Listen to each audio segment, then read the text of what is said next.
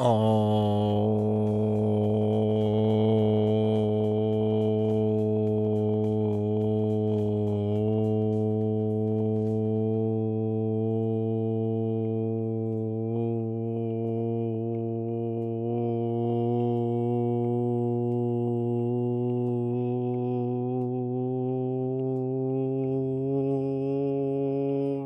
chat. Welcome. Whew. Hopefully you're doing well tonight. Happy weekend. Get excited for the weekend. Hopefully everyone has some good weekend plans, or at least weekend plans. I was a little late because I was cleaning up from the last streams. No, the last stream still, the Marvel Champions one. Because I save everything in the in these deck boxes. And I was like, oh, I should probably put that away. So I was in the middle of doing that. And while doing so, my neighbors over there were having a fight.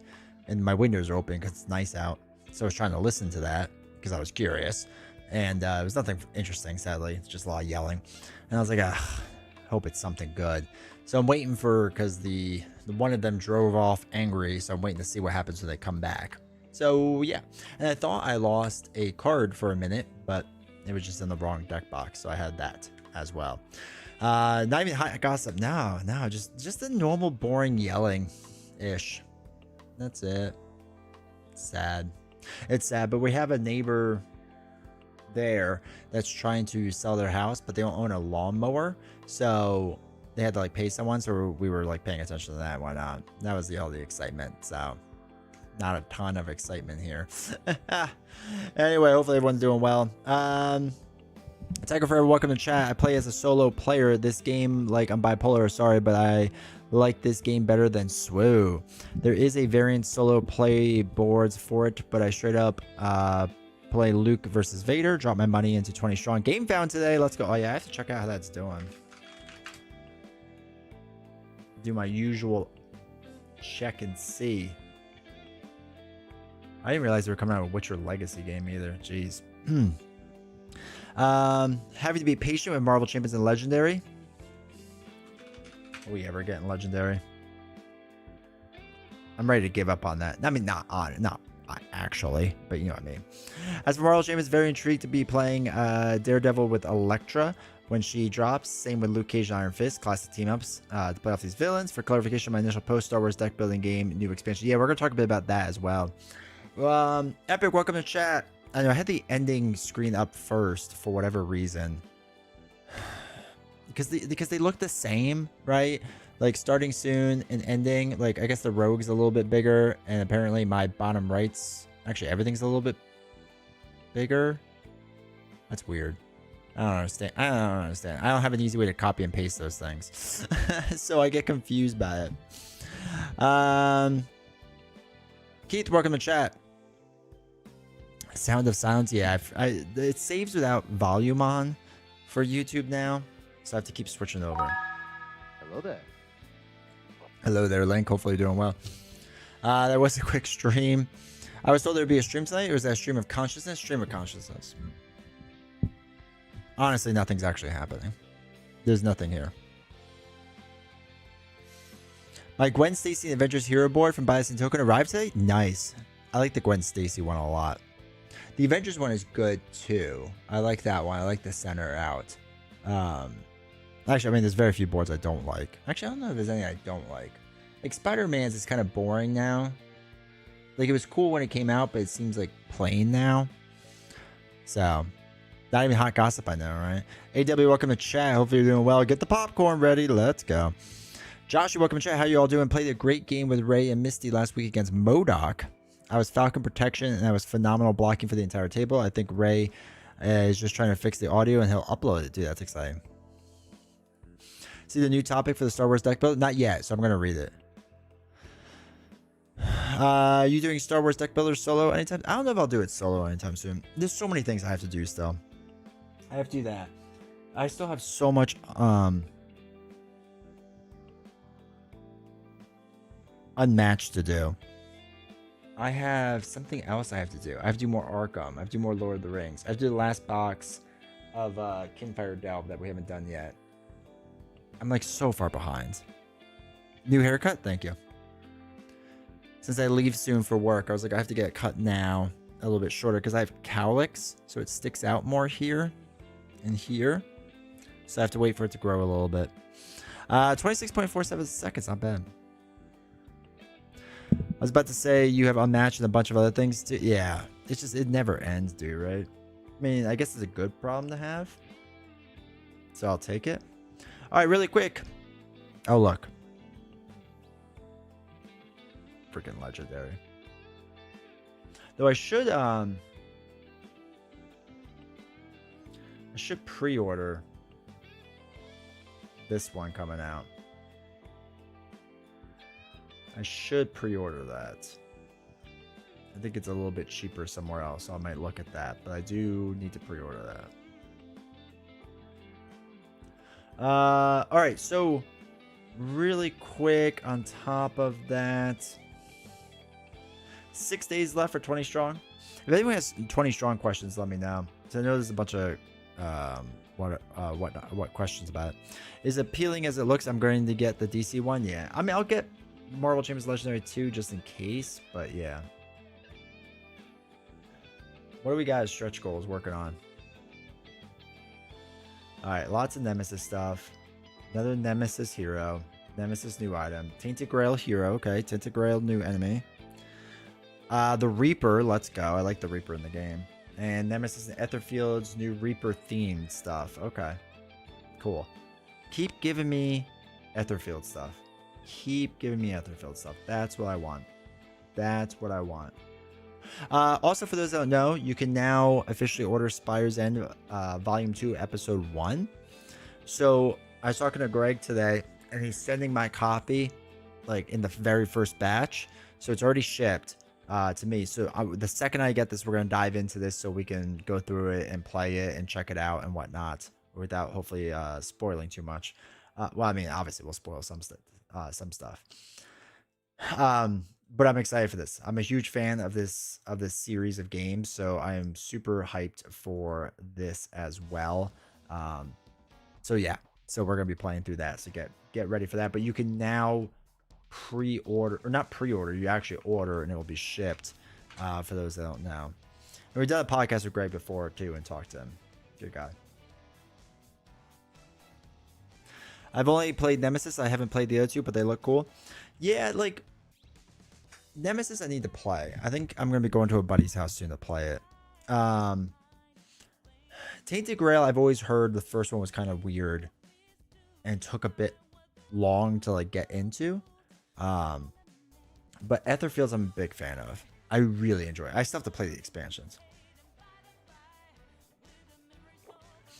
You can now.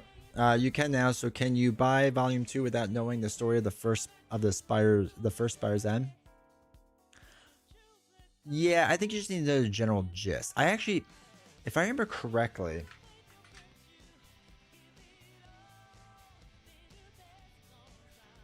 yeah, no prior. So according to him, no prior knowledge is required as Episode 1 introduces new characters, mechanics, and storylines that unfold into branching choice and consequences. If I remember correctly, when he teased this on my podcast, he teased it as it was like a prequel or something, or like another discussion of the Spire. So yeah, you don't have to play the first one to get the story and stuff. The mechanics are gonna be way different, but yeah, no prior knowledge is required, so you'll be good.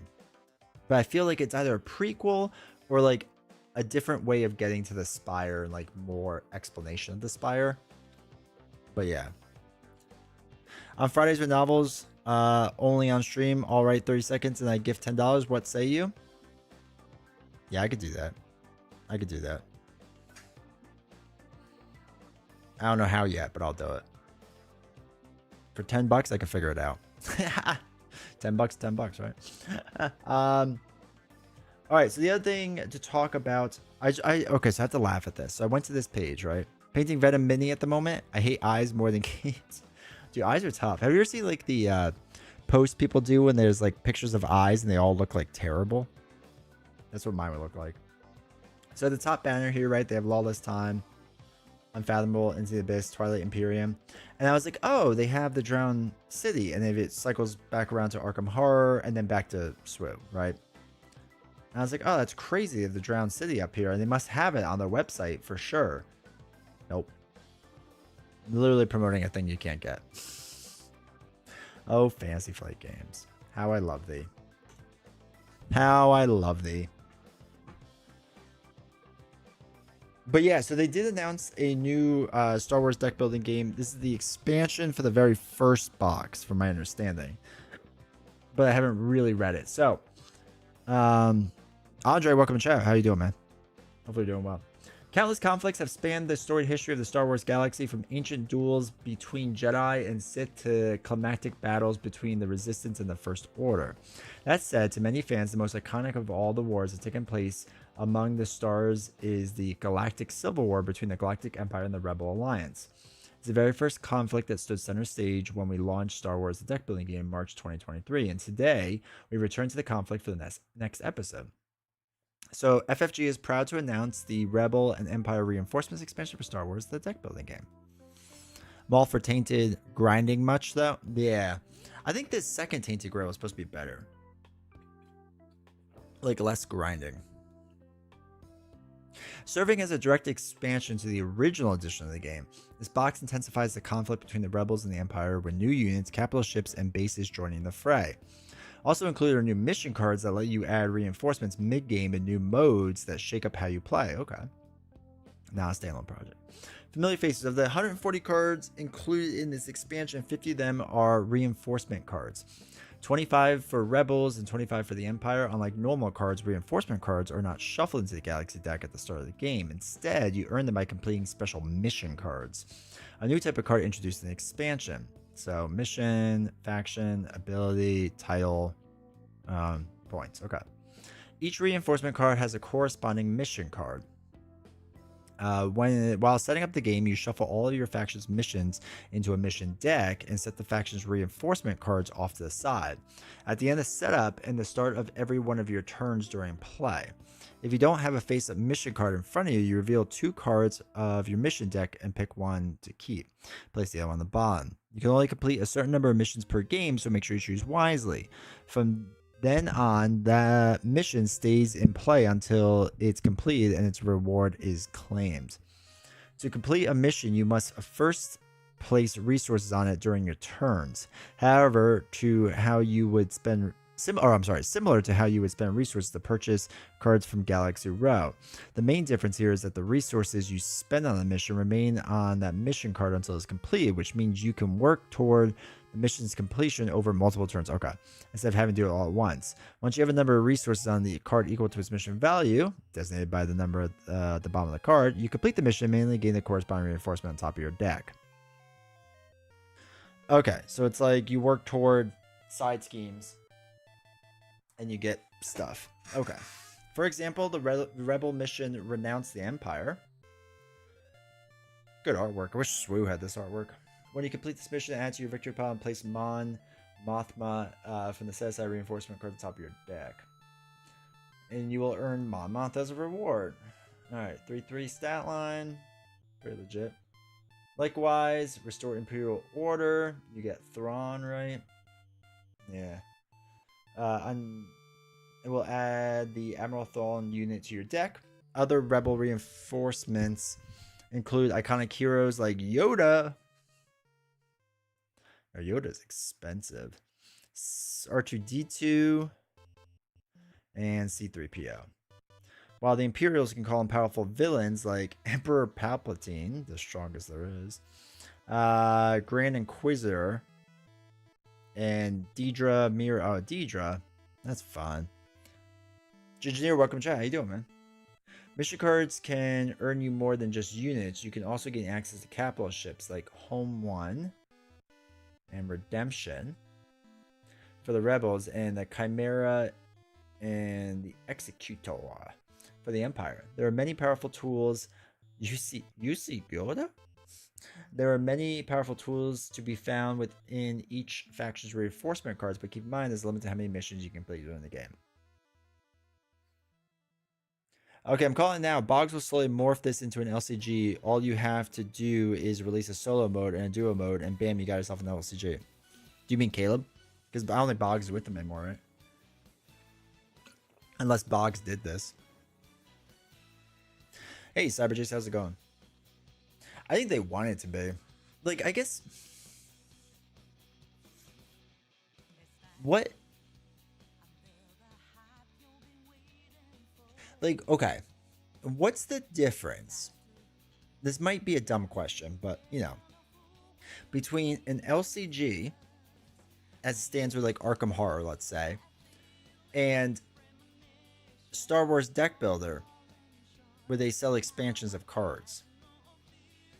Like, at least with Marvel Champions, you have the blister packs still, right? That was like the trademark of an LCG, was the blister packs. If the expansion is just more cards, is it already a living card game? Like, kinda, right? Outside of reinforcement and mission cards, the Rebel and Empire reinforcements expansions also come with 10 new bases and 10 upgraded starter cards for each faction. Some of these bases, such as Klatuni and Death Star 2,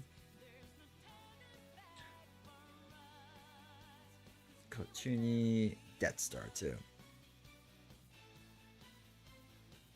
Yeah, I mean, but you are eliminate the randomness. Yeah, so there's no randomness in LCGs or this, right? Or do you mean in the gameplay itself? Because I guess that makes sense. But then it's just like a deck building LCG, I guess. LCG has higher expectations to consistently release things on a regular basis. Otherwise, the community considers the game dead. Fact check, true. Yeah, it's a game within its own. Yeah, okay. Well, I guess this was like an LCG when the first couple expansions came out, right? Well, I guess they only really had two. No, they had two. Yeah, they had two standalone ones. Then the third player one. And then this one. Yeah, okay. Have abilities that either interact with your current mission to scale off the number of missions you completed, while other bases such as Ryloth and Scarif have more traditional base abilities. Cool. As you might expect, the upgrade starter cards are used to replace the cards in your starter deck. These adds more variety to the game since there are 5 different upgraded starter cards per faction as opposed to the 3 different standard cards per faction. On the Rebel side, you'll find Rebel Astromech, Tauntaun Rider, Smuggling Ship, the A-Wing, and the MC-30 Scout Brigade. While the Imperials have the Probe Droid, Dewback Rider, VT-49 Decimator, TIE Striker, Aristor Cruiser. It's important to note that these upgraded starter cards were specifically designed for use in the new campaign mode. Let's go. Campaigns. So we're already getting campaigns. Not gonna lie, I'm kind of hyped with this. Yeah. New ways to play. As we alluded earlier in this article, the expansion comes with a number of new game modes. Each of these modes combine elements of this expansion with the original edition content to create new ways to experience the game, ensuring that you have more reasons to put the game on the table. The most notable of these modes is Campaign Mode, which transforms the deck building game from a fast one-and-done skirmish into a 5-part series of games where the results of each match carry into the next. At the end of each game, you and your opponent score points based on the number of bases you destroyed and the number of mission cards you completed during that game. You can use those points to buy upgrade starter cards for your starter deck, gradually replacing the old ones you do so. You can swap out cards from the Galaxy deck between games, replacing the reinforcement cards you earn.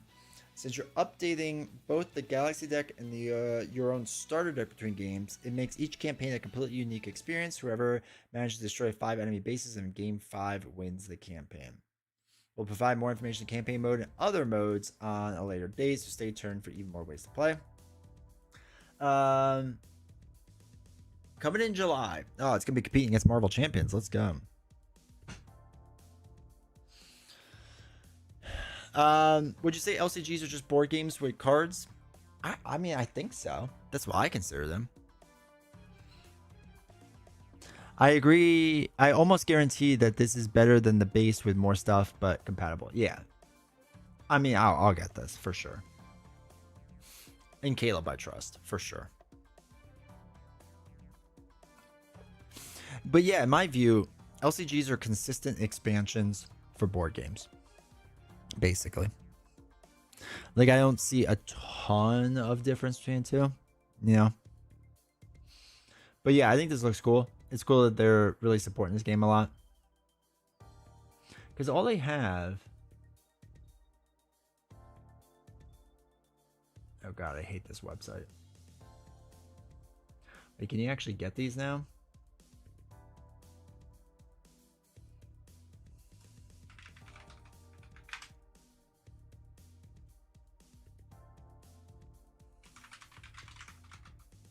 Oh, you can finally get the Marvel superheroes from Magic the Gathering. What's a booster box? $129. Jeez. Jeez.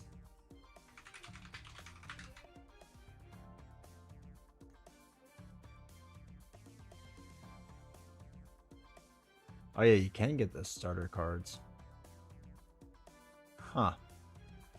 I did not realize that yet. Huh. Is the core box not sold out yet? All the other expansions sell it so fast. I wonder if they just printed a ton of these though.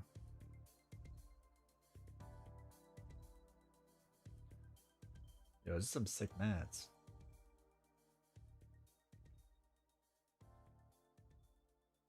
Kind of like that. That's a sweet mat.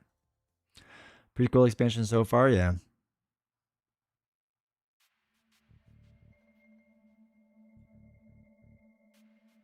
Yeah, here. Oh, they did come out with the. Oh my god, the chest is $120, bro.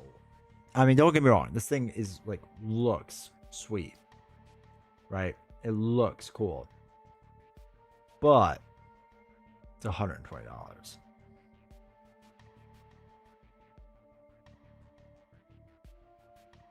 God, it does look cool though.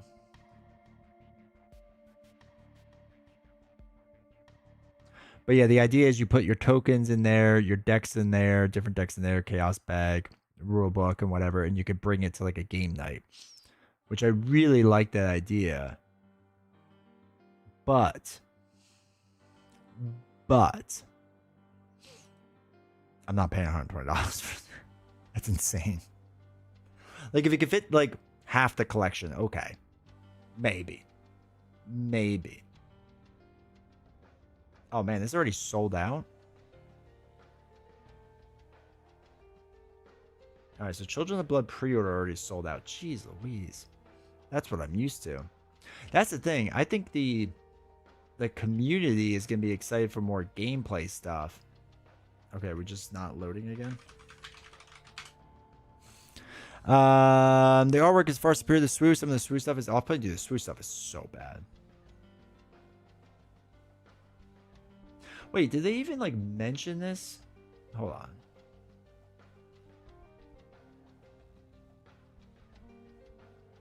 Is it even on here?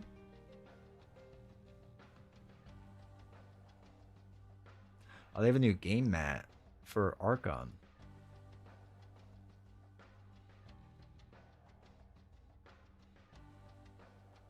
It's a nice mat.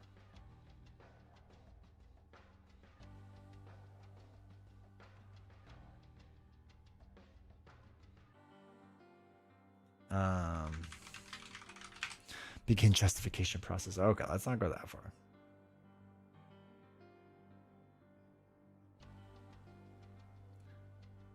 Bro, their connector tokens are $18.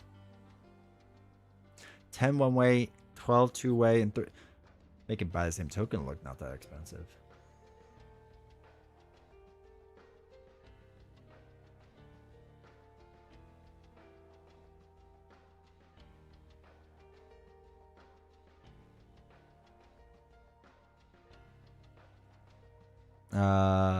Is the other stuff in here?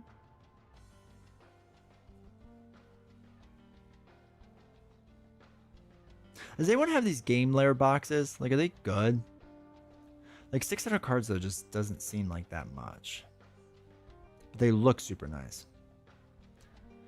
This is just mail window shopping, completely harmless. It is harmless for now. So yeah, I don't even see the other expansions or the other Arkham expansion yet. So I guess Game Nerds just maybe pre-order or pre-released and just did like a handful of them and sold them out. Yeah, it's a sweet mat too.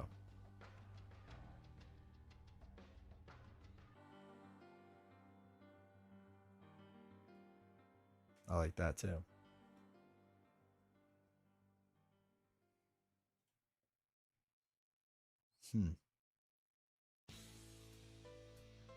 Interesting. Interesting. All right, what was I originally looking up? Oh, Star Wars deck builder.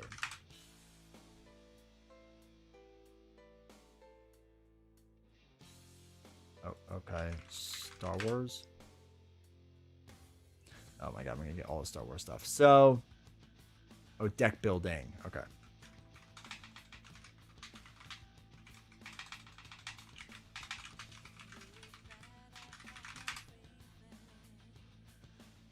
Okay, so yeah, these are 3 current ones, and they don't have anything else yet. Okay, that's fine. Yeah, that's a booster box price I'm used to, $80. So I guess like the next thing they'll probably do is like come out with. So if they're coming out with an expansion for the original one, I wonder if the Clone Wars will get an expansion then next. You know what I mean? If they were doing for Rebel and Empire reinforcements, I wonder if they'll then do something for the Clone Wars then.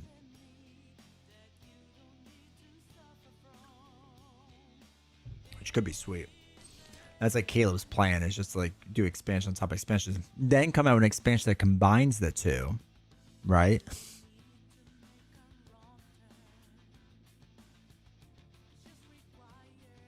Oh yeah, BCW one? Is that the big gray tote one? I gotta look into that.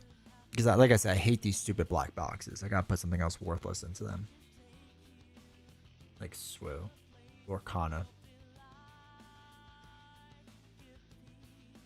It's kind of missing Jedis and Siths. Okay.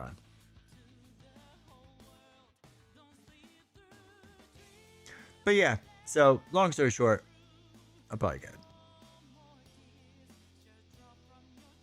I'll probably get it.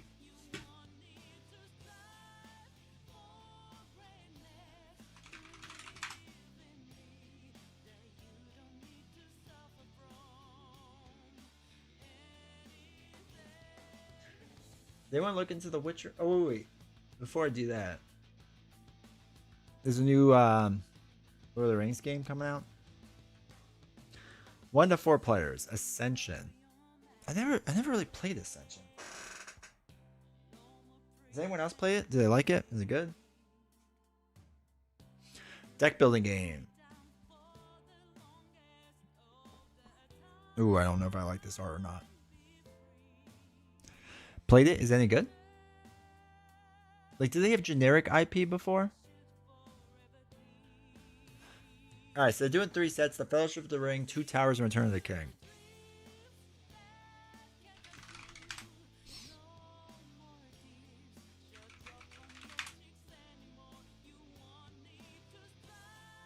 Obviously, I want the 1982 version.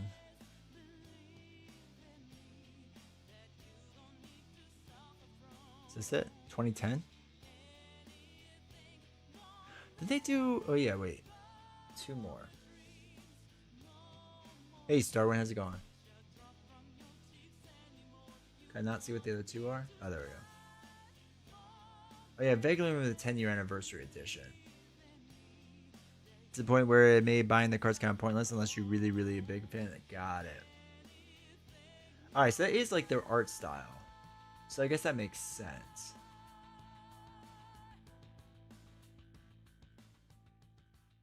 Is it kind of like any other deck builder game? Oh, okay, yeah. I feel like they're just selling that based off the IP then. Okay, I mean, that's fine.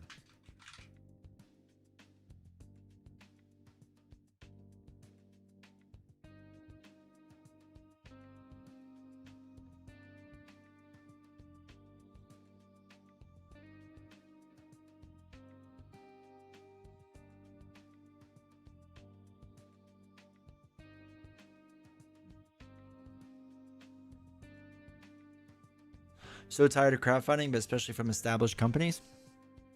I mean, that's just what it is now. It's just a gigantic pre-order system, honestly. Because like even with like, okay, again, I love 20 strong. Don't get me wrong, I love 20 strong. But like the weird thing with this, like they obviously have this planned, right? Like this is obviously designed out. Like there's no question with it. Like with all these cards, right? Like they were planning to do this anyway. So it's like we know you were trying to do it anyway. So you're going to. And you know when it gets interesting, because I think in the past they've had to like put like really bad placeholder art in certain things. And that's how you know like, oh, we actually way exceeded stretch goals. Like I'm going to assume they probably think they can make like 1.25 off of this or something. Actually, you could probably look at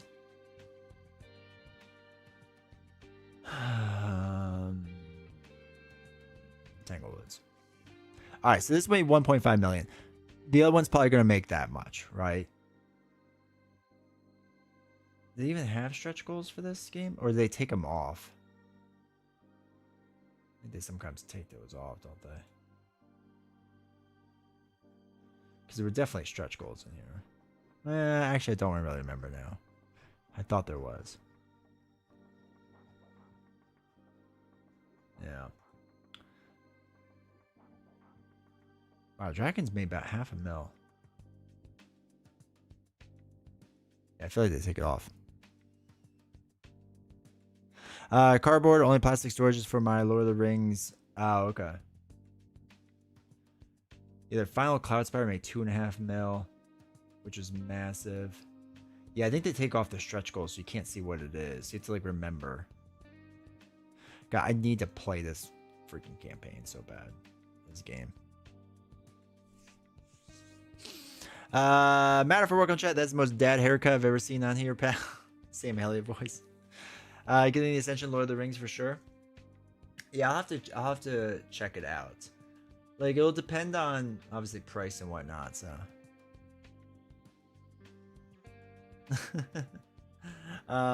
Depend on the price points and whatnot, but I mean I'll check it out for sure. Mistborn deck building game? Nah, I haven't. I'm not a big Sanderson guy. I don't really care for the Mistborn series. Well, I like the first book. I didn't like the other two. I didn't think they were very good. I want completeness rather than multi-transactions. That's where I'm at. That's fair. I ate so much sushi today, dude. I'm jealous. I haven't had sushi in like a while. Yeah, I don't know. I'm just like I get people's exhaustion with it and whatnot with crowdfunding because like it's a lot all the time. My Insta story, I'll check that out. When's this from? Oh, this from earlier. That's fine. LW just burning the brush pile. I love it. I have so much wood I need to burn. Just overflowing in our yard. Oh, the Umbral Knights? Is it related to Bayonetta?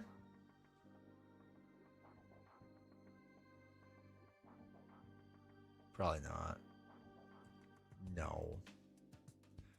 I want a Bayonetta board game. How do I get that?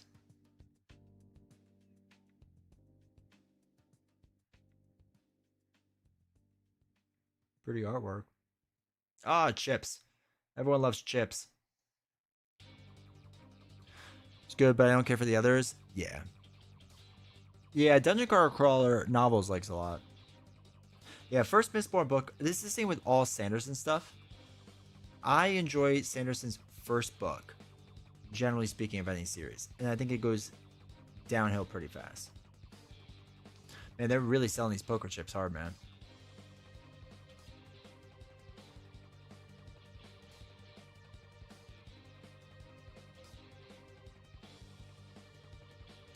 We have never had a Bayonet game, have we? No. I think I spelled that right. That's a game I invest in. Two minds with my painting at the moment. 1 second is like, I think this is looking good. The next I'm like, oh, this is so trash. Probably better than me since the whole time just be like, this is trash. Why are you even painting? Fantasy Flight Games doing their Kickstarter with Zombicide. 8.5. Get that Fantasy Flight Games money. Or 8.5. 850. I don't know, I just said 8.5. Brain's shot. Like, for the price of 2 Heroes from Marvel Champions, I can buy a complete new board game entirely. Yeah, well, yeah. To a point, I guess. Problem is, like, I'm so tired of new games, too.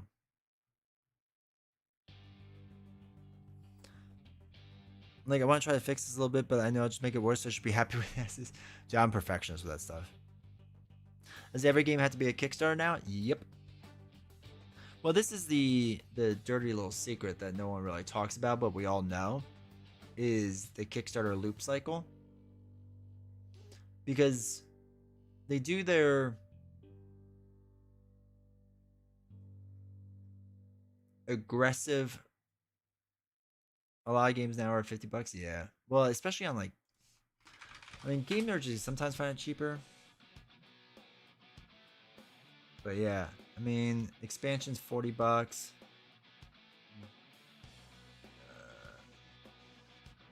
Got Canvas second edition mega bundle $60. And it means a Gotham City $140. Okay, but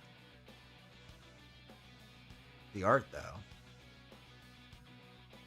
I don't even know what this is. I'm interested. Am I the problem? The loop cycle, I got Simon into trouble. Well, anyone, yeah. Missed out on the new Everdell games. Man, talk about a series I could never get into. I don't even know what that is. Yeah, I've never even heard of this. Oh, it's from Upper Deck. Of course we've never heard it.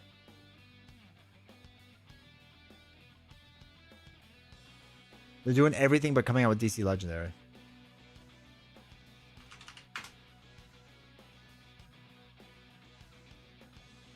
There it is. Enemies of Gotham. Okay, so apparently this was a thing. As my partner loves them, that's fair. All right, so okay, so the dirty little secret that we all know but don't ever say out loud is that board game companies are really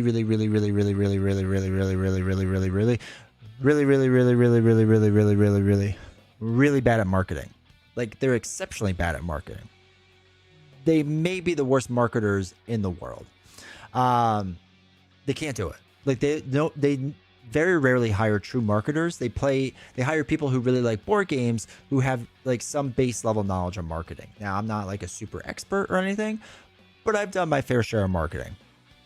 And because they don't know how to do marketing, they outsource it to YouTubers. Now, every industry does this. It's nothing new, but the unique thing that they'll do is with YouTubers is basically it's a giant wink wink nudge nudge, like, make sure to never say anything bad about us thing, so that we can push the Kickstarter preview as hard as possible, right? Because Kickstarter is all about momentum building.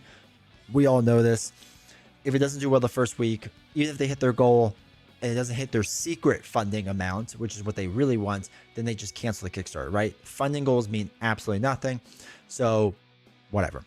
So they outsource all of it. Now, again, like, video game stuff do this too, but they usually do it when the game releases, not to try to get that Kickstarter money, right?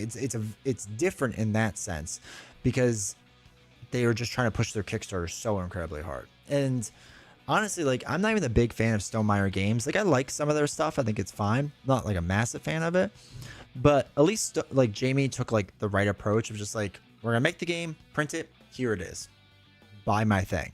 And Jamie Stegmaier is incredibly good at marketing. Incredibly good.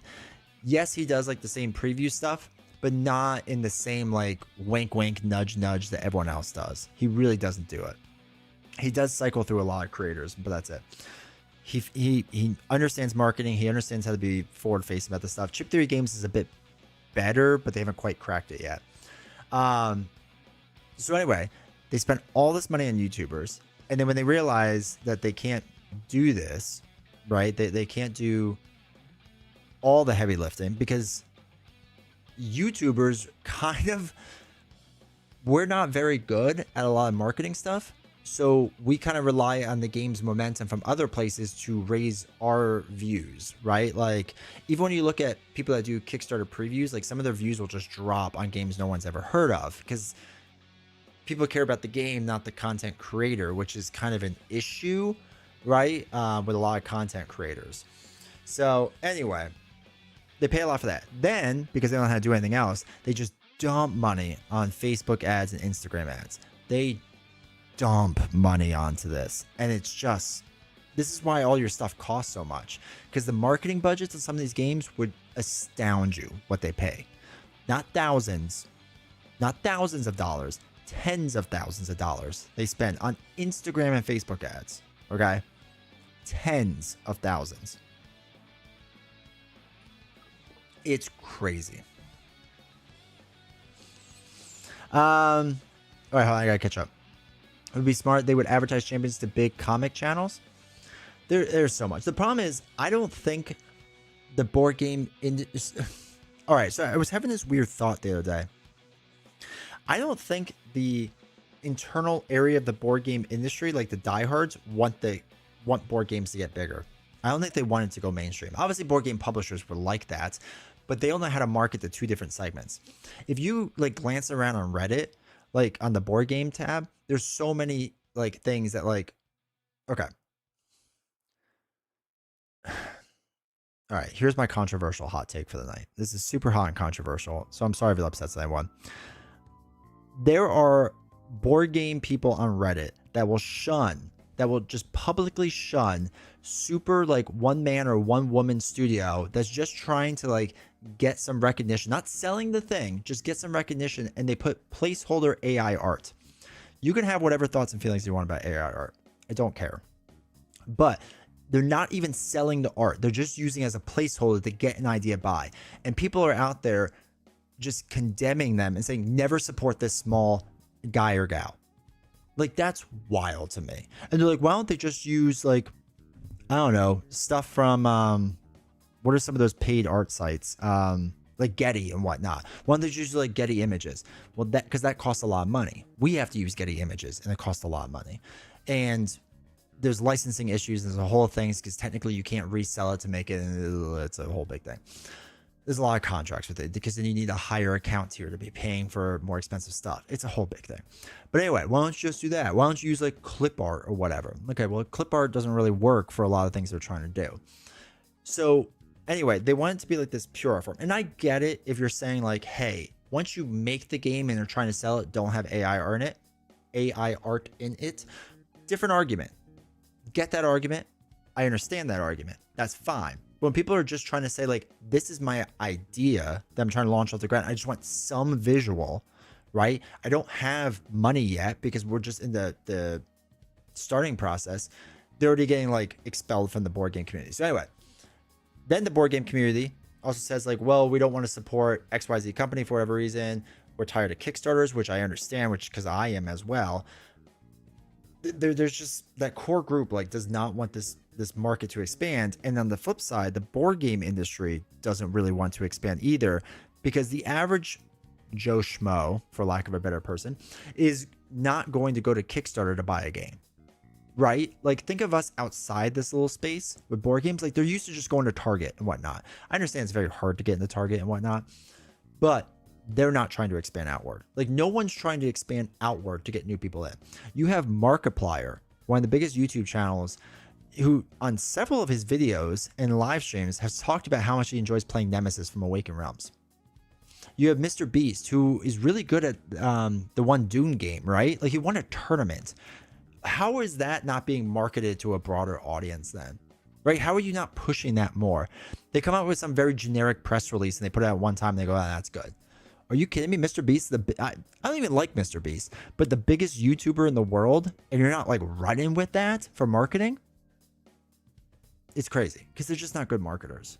They're just not good at it. Anyway, I could go on and on. It's a mess. It's an absolute mess. So, because the board game industry likes their Kickstarter thing, because they like getting all their money up front and, you know, doing whatever they do with it, whatever, This is why I look at Jamie, and he took the risk. I think it was the right risk to take. I think it was a smart move. And look at Jamie's company now. They're financially better than they've ever been. Wingspan is like what, 1.5 million copies sold or something like that for a game about birds. Now I love birds, but he's crazy now. I mean, he's doing great with it. He's fantastic, and it's him and like the other guy, the guy whose last name is Stone, who I can't remember, Tom Stone or something like that. Alan Stone, I think it is, something like that. Who's like a part timer, like because they have a very small team, and then he like hires artists like Elizabeth and whatnot to like do the artwork, like. But instead, a lot of these companies want to build these massive teams to do these massive things. That's not what the board game industry. You can't have these massive teams. There's not enough margin right now because you're spending tens of thousands of dollars on ads, like tens of thousands of dollars on ads for something that's going to return $300,000. That's crazy. I'm sorry, that's crazy. And $300,000 before your own expenses to make the said game, to pay the fees to Game Fee or Game Found or Kickstarter or Backer Kit or whoever you like. I can go on and on. Anyway, so I sacrificed you for a donut and a coffee. Welcome to chat. They peaked at Scythe. Tom Vassal of You Wanna Believe, Tom. I don't think they peaked at Scythe. Licensing fees? For what? Well, if you use IP, sure. Arkham has that same Reddit backlash for the 2.0? Yeah, because they for sure use AI. I would put money down that they are using Photoshop, and the newest Photoshop enhances images with AI. I would put money down on that. Yeah, more, and that's the problem, is because original IP isn't doing well right now because it's, well, it is and it isn't. But yeah. All right. Reminds me of Blizzard. Blizzard was a mess. Blizzard was an overbloated mess. Okay, one is Zombicide Thundercats, and HeroClix came out. Thundercats series gave me. I like Stonemaier a lot. HeroClix Thundercats, I missed that after 3+ years, still waiting for my Masters of the Universe add-on. Simon, for tech company for me. Might have to start a comic YouTube channel and then soft launch in the champions, basically. Always start small, license fees. It reminds me of Blizzard. I'm too busy not going insane playing the game. So yeah, so Jamie's games, okay. Wingspan, obviously massive success. Origin story I know nothing about. So he's done this too, which is actually smart, is taking other games and reprinted them, the Takedo. And he did this with something else too, right?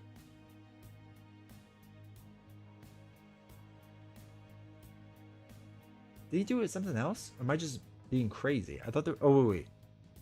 No, Between Two Cities was his, right? I thought I did with something else. Maybe I'm just going crazy. Because it's like the Awakened Realms, what they're doing now, right? With different things. All right, so Wingspan, obviously massive success. Oh, there's an America's expansion.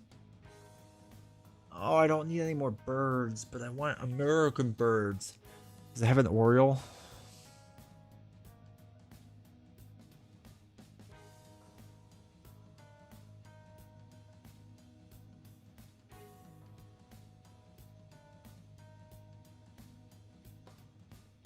Oh no. Yeah, it's Persona 5. Colors really well. Is it Elizabeth that did the artwork? Or not Elizabeth? Beth is what I'm thinking of.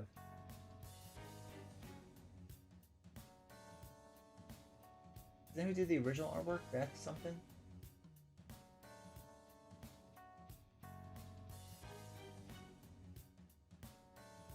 Yeah, Beth Sobel.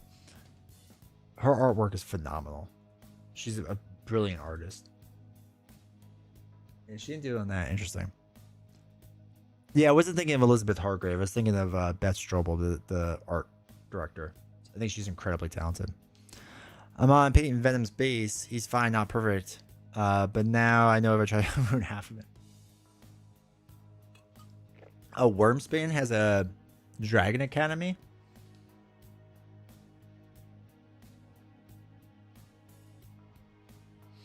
Okay. I gotta play Wormspan still. But yeah, Vantage I don't know much about. I don't know much of them. Rolling Realms was interesting. That started as like a print and play. Expeditions I never got into. Tapestry I did not like. Did not like Tapestry. Viticulture is brilliant. Absolutely brilliant game. They have a cooperative expansion. Oh, Bordeaux. Oh my god, I want to get more stuff. Wormspan's really good. That's what I hear. We have it. We just need to play it. Scythe, phenomenal. Euphoria, I actually really like. I think Euphoria is a really fun, underrated game. Pendulum was a good game, but the production quality was so bad on this game. It was so bad. The this is when I started losing faith in him. Was because these dials, it's too thin in the middle for some of the sands. Like some of the sands like a little bit thick, I guess. So like they would get stuck in there. It was just such bad design. Which I get. He's trying something new and different. Like I'm not like taking a dump on him or anything. It's just I wanted more from this because I really like the idea of Pendulum. I thought the idea was really cool. And the solo mode is actually not that bad. Red Rising was okay. It was pretty basic. Charterstone was fun. We enjoyed playing that. And Smitten, I even heard of. God, I'm out of the loop with some of this stuff. What is Origin Story? I like the art on it.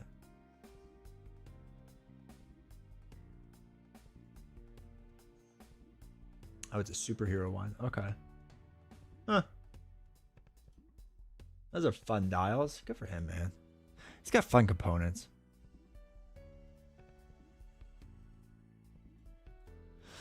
I want to play Viticulture Co-op so badly. I got it for my friend who owns Viticulture for his birthday. The one time we were going to play it, he got ill and we had to stop before we started. Sad. Tell him to get better.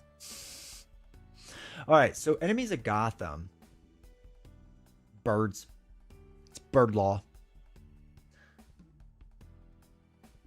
Players take a role of one of 12 villains in Batman's Rogues Gallery. Looking to become the biggest baddie of them all. Play your power cards to carve out pieces of Arkham City, set it ablaze, and make some cash along the way. But watch out for Batman as allies. Okay, so you're playing the villains, which is fun. Jimmy has been more miss as of lately for me. I picked up Vantage. Yeah, Vantage I heard was weird. But I'm always winning Viticulture.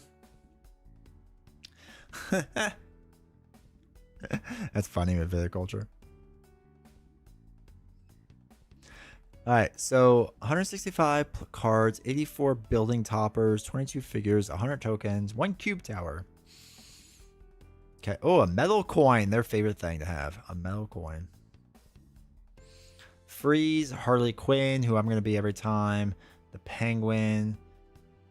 Take 6 power cards. Okay. Income. Weapons. Oh, they already got an expansion for it. Of course they do. Enemies of Gotham. Make your bid for domination by harnessing the abilities of unique and powerful villains. Play deadly riddles across Gotham City as the Riddler. And put the hurt on other villains as Killer Croc. Significantly take over the rivals. Okay.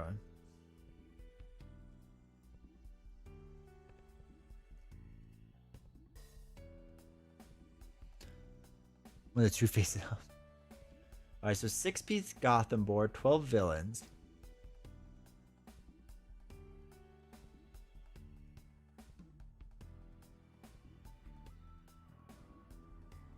Alright, assemble 6-piece Gotham board.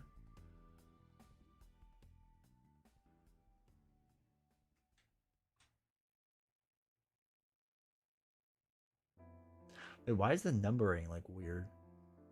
Oh, is it because it's off the map? Oh, I get it. Okay.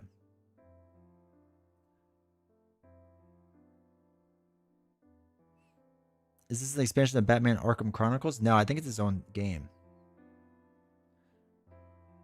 No solo? I thought it was solo.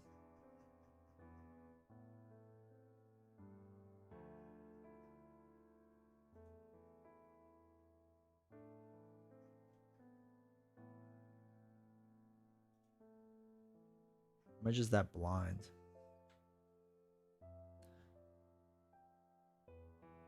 Actually, I don't know. You might be right. It probably wouldn't make as much sense solo.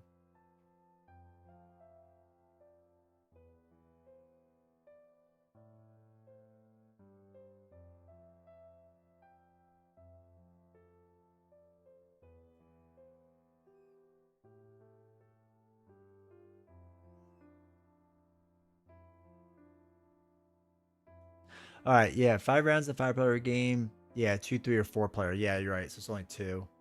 Dang. Nah, it doesn't. It's not so.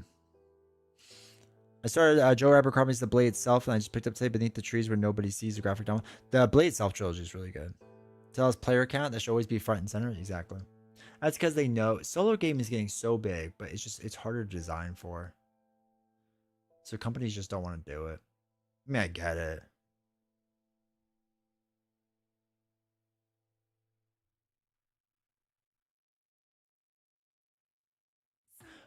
Bubby Johansson, senior art developer.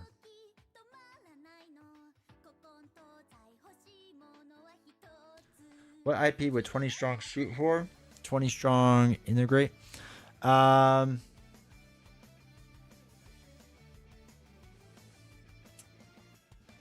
Event phase, prep phase, action phase, Arkham phase, score phase. Okay. I don't know what they would work with next. I really don't know. Unmatched solo co-op outings. I know I need to play the Teenage Mutant Ninja Turtle one still. That's something else we have to do on this channel. To figure that out.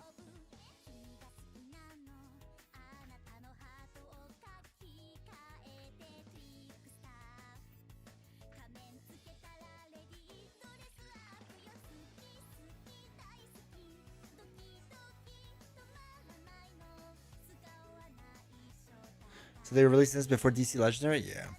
Looks like it. I mean, DC Legendary was only supposed to come out 25 days ago, so. Oh, wait, Persona 5? $85. Jesus. Joker looks weird without his mask on. Or his glasses. Stars and Striped characters? Yeah, I got that sitting right there. I have to open it still, though. And I forgot what the bonus cards are. I think they were up there somewhere.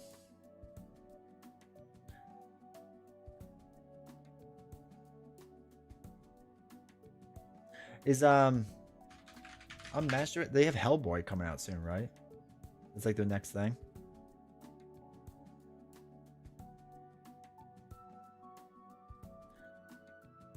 Yeah, I think Hellboy's supposed to be their next one, which should be interesting.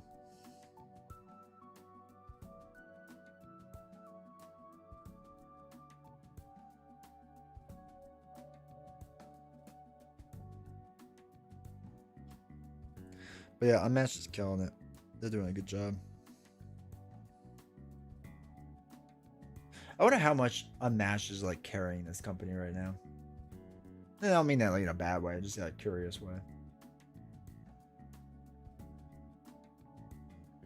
I assume a lot.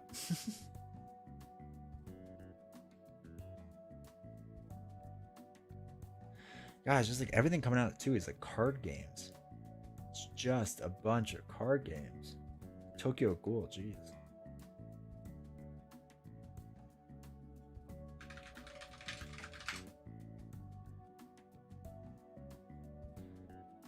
It's part of Batman Gotham City Chronicles. Get.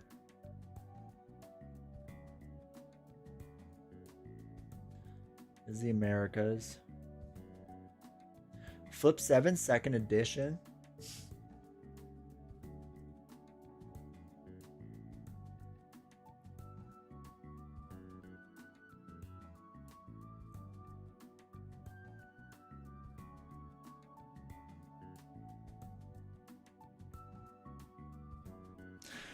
You do get to a point on Mash that if you want to take it literally anywhere, you have to have your own storage. So like storage solutions, like basically keep all my decks in a toolbox.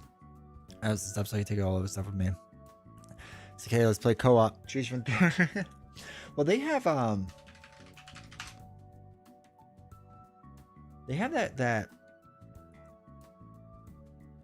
box that seems cool. They have a bag, which is always fun. Look at the size of this thing. Holds what, 5 of them? But they have this thing. I don't even think it holds everything, right? It just holds a lot of things in it. Yeah, 12 cubes. So you need like 3 of them now at this point.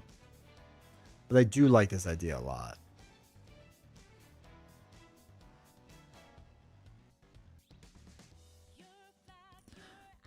Beneath the Trees comes out in July, by the way, in trade paperback.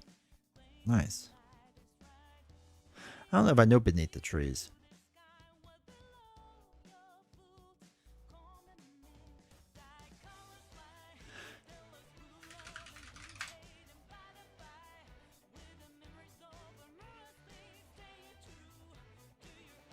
Yo, fridge. Oh, wow. Unearthed is having a 10-year anniversary. I remember getting this game. It's a very interesting game. Are they upgrading everything? Yeah. Like, it's not a bad game. Remember we played it with friends. We were just like, okay. Every legendary set, backbreaking.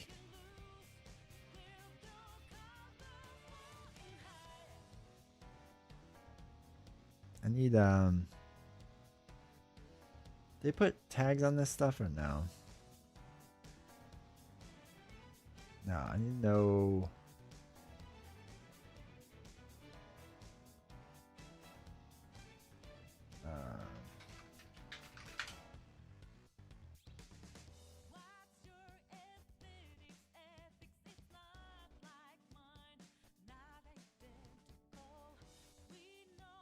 God, I hate Kickstarters thing. It's so hard to find anything good.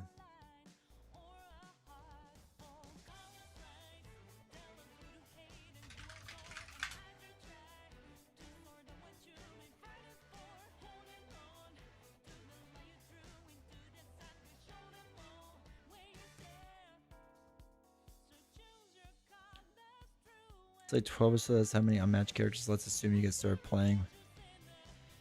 So what are your first videos of a match is when I decided to pull the trigger on it? I love it. Love it. I also love that like it's most of it doesn't go out of print.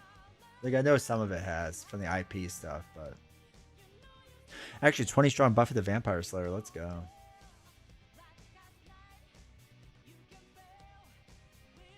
Oh, Wild Hunt Festival is back. I actually have the original of this, and they sent me a severely damaged board game. And they wouldn't... Well, the original company wouldn't fix it. I wanted to play this, too. Maybe it wasn't Wild Hunt. Maybe it was something related to Wild Hunt, now that I think about it.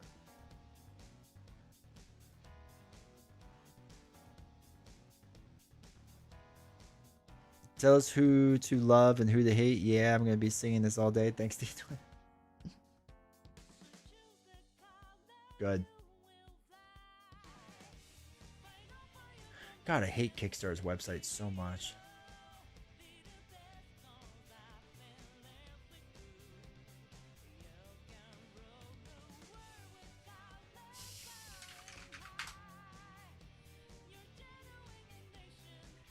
I don't know if I'll ever emotionally forgive you for getting me into chip theory games, though my wallet hates you.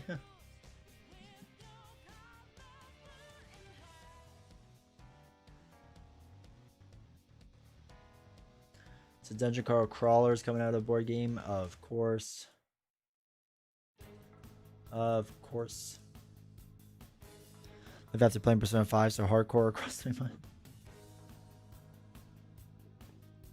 Just improved your life is all. I've been playing Pragmata, that game recently. Holy cow, is it good. I'm very surprised you never got into it. Unstoppable.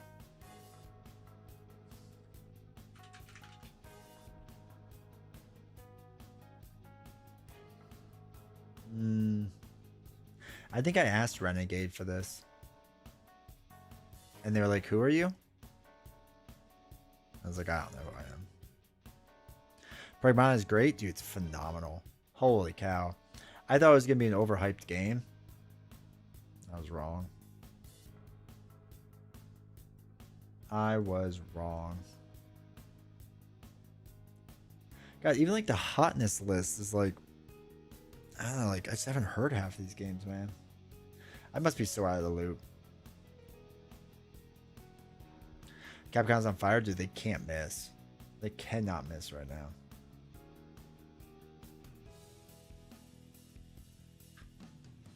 Oh, 4 Northwood.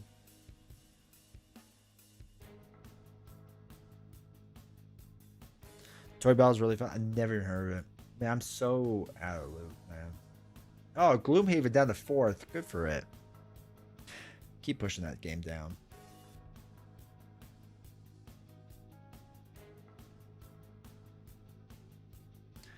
I was looking for the first time. Such good quality. Dude, I love it. What'd you get?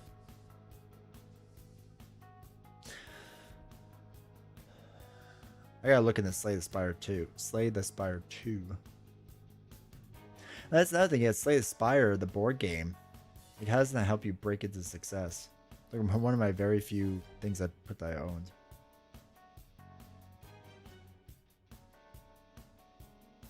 There's rumors about Too Many Bones version 2 coming out. Wow, 5 tribes up to 95th.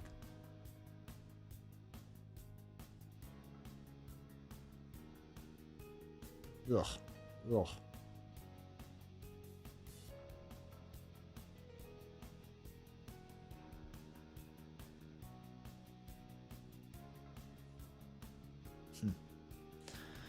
Toy Battle is 2-player capture the flag area control game. Okay. Marvel Champions Dials. Few basic tokens and the new cheap stands and boxes. Love it. Love it. I'm happy you enjoyed it so much, dude. That's awesome. So when I was going up, I don't know about you, but I almost had to choose between Resident Evil or Silent Hill. Like most people, I chose Resident Evil now recently because I've been on a horror game kick. Because of Requiem. I went back and beat Silent Hill 2, the remake.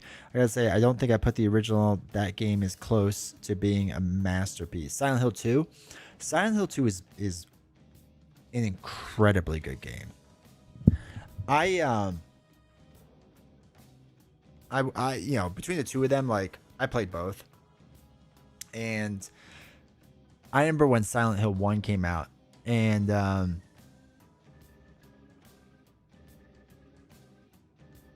I'll have to read that in a second, Andre. Silent Hill was pretty good. Silent Hill 2 was a masterpiece. Silent Hill 3 was like a buggy mess, but it was alright. I think Silent Hill 4 was The Room, if I remember correctly. And I remember actually liking the idea of The Room, and it just wasn't executed very well. Like, the idea was cool, though. I think that was Silent Hill 4.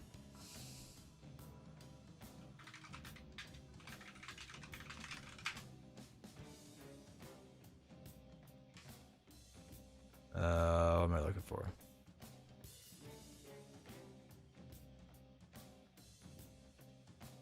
No, I want all the games. God, I hate Wikipedia. It's so bad.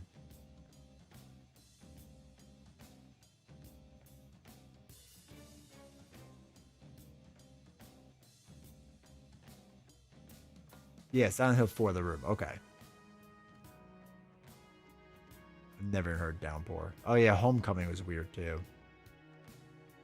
But yeah, it's really good. I want to play F still too, because it looks cool.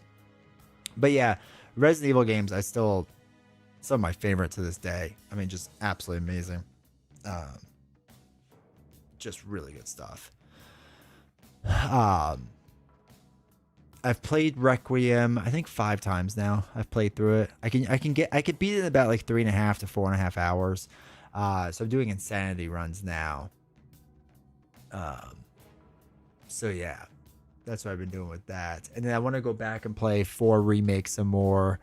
And then 2 Remake I did a lot when that came out and enjoyed it. Now I guess they're remaking either 1 or Nemesis or 0. I don't think anyone really knows what they're doing. So yeah. 5, you have 5 tribes? Yeah, we used to have it. We used to play a lot of it. And it's a great game. Absolutely phenomenal game.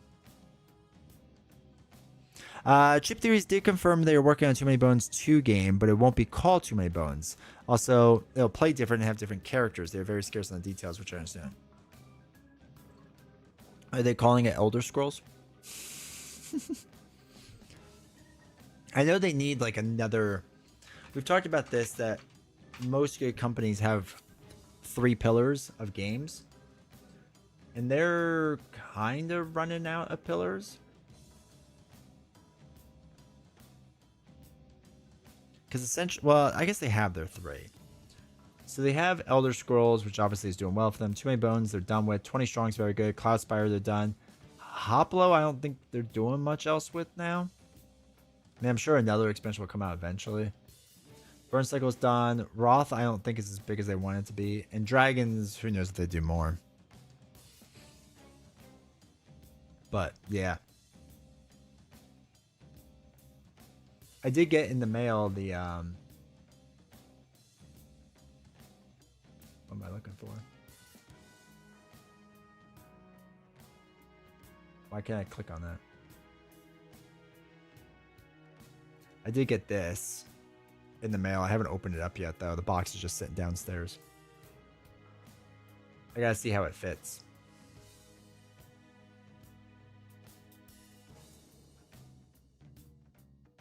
Silent Hill 5, or Silent Hill 5, Silent Hill F is really good. I'm not big on the combat, but the story is great. Okay, bring on the remakes. They're doing a standalone sequel to Roth, which I took to be kind of like, let's give it a try again with better rules kind of thing. Yeah, I don't think, was Roth, like I know that Chip Theory diehards liked Roth, but did a lot of people? 7.5 is not bad. I hate these colors, dude. Like, I usually like bright colored games, but this is like a bit much for me. And I love neon colors.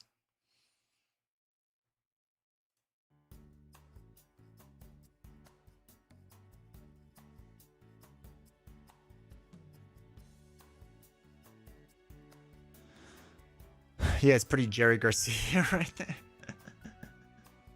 Every time I think of Jerry Garcia, I think of that movie Half Baked. I don't know why.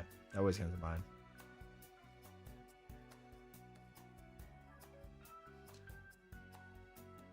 I mean, compared to the other ranked games, if it was 7.5, all their other stuff is like in the 8s, right?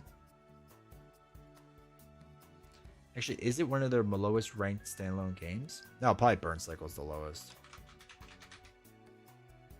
Poor Burn Cycle. Nah, Burn Cycle was ranked higher. Oh, 20 Strong's a 7.4. Get out of here, people.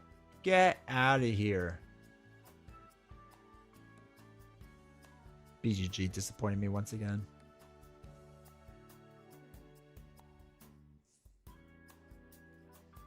It's a board game you were seeing on the Grateful Dead bus.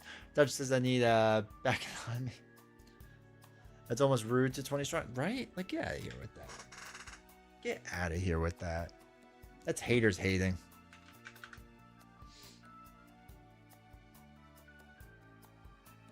God, even Hockey, which I like this game, has an 8.5 over it. Is BGG like the IGN of board games? I guess BGG is whatever you want. Well, BGG is just the whole system's kind of trash because it's. I don't understand their ranking system. Like, I don't know. It just whatever. It's. I mean, I guess it's like Metacritic, right? Where like people can vote on things. The problem is because there's no true journalism in the board game space. People like objectively trying to review games. Like, it doesn't exist, right? Because that's just like no one does that because they don't want to burn bridges. I guess the Dice Tower would be probably the closest to it, but even when they come out with like a negative review and if enough pushback is from the community, they either take it down or they change it or they amend something, or it's like, oh, we actually didn't understand something or whatever. And it's just like, just stick by it. But they just, everyone's so afraid of upsetting somebody. I upset half my community on a daily basis. Grade like 1 to 10, 10 being the best. But if you got a 5, which means average, nobody buys that game because that means it's trash. It's the American grading system, right? We're like, what is it? 70% or getting like a 75 is like average instead of a 50. Then you get to college and you're not like mentally capable of handling getting like a 40 and still passing. So make sure things that aren't broken, but take the reins. Yeah. People think Hulk is trash. People are dumb.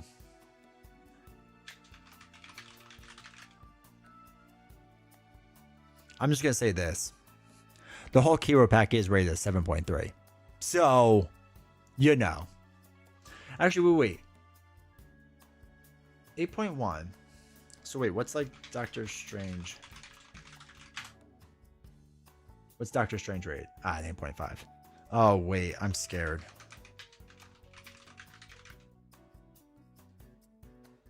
Okay, 7.3.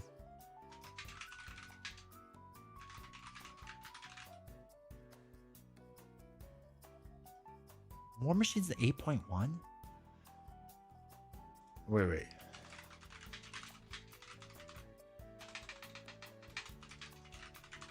That's not what it's called. It's not called Guardians of the Galaxy.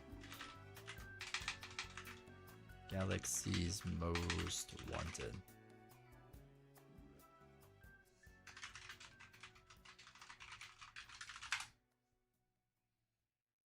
Oh, that's about Galaxy. 7.8. Okay. Vote and stuff, and it's like 70% of people voted for yes. We don't doubt that we just went 3/4 of the people that voted this wanted. Yeah. Do Wolverine.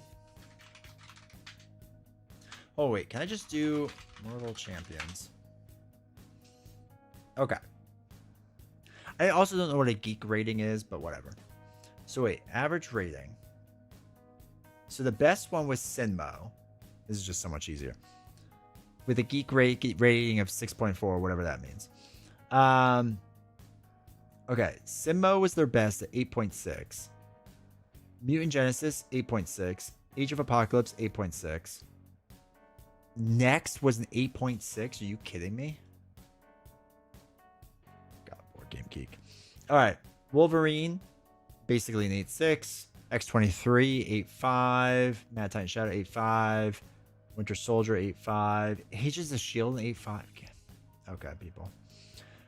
All right, Doctor Strange, 8.5. Mojo, 8.5. Magneto, 8.4. Captain America, 8.4. Wonder Man, 8.4. Ironheart, 8.4. Storm, 8.3. Rise of Red Skull, 8.3. There's no world where Rise of Red Skull is worse than Agents of S.H.I.E.L.D. or Next Evolution. I'm sorry. Yeah, I mean, I get the X-Men. X-Men fans are going to X-Men. That's fine. But Next Evolution, or I'm sorry, Agents of S.H.I.E.L.D., like, come on. Okay, Gambit, an 8.3. Quicksilver, 8.3. Green Goblin's an 8.3. Angel, 8.3. Ant-Man, 8.3. All right, Witch is 8.3. Kang, an 8.3. Cyclops, an 8.3, which is to be expected. Psylocke, Spider. Trickster Takeover, an 8.2. Venom, an 8.2. New games are generally rated higher too. My kids' old school went to 1 to 5 grading. Yeah, but we all know the truth. Shuri, Phoenix, Deadpool, an 8.1. The Hood's an 8.1. Really? Spider-Ham, hey, good for you, 8.1.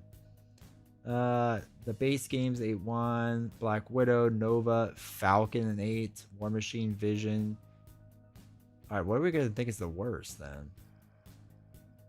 Jubilee's a 7.8. Civil War is the 7.8. Man, a newer expansion getting like dumped on. People really hated on that.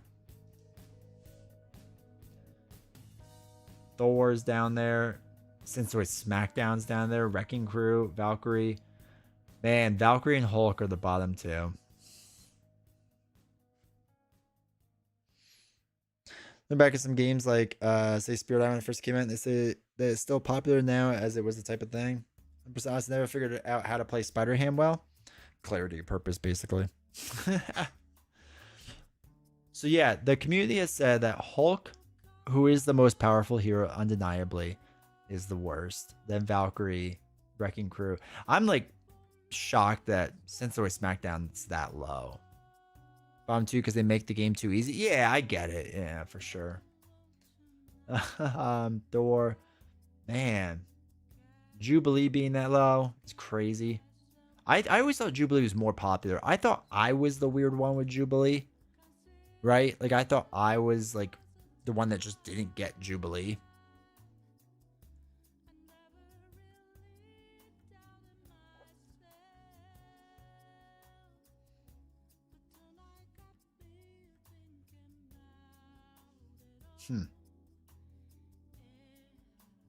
That's crazy. Let's see. Hulk is that, or not Hulk. Hercules is that high.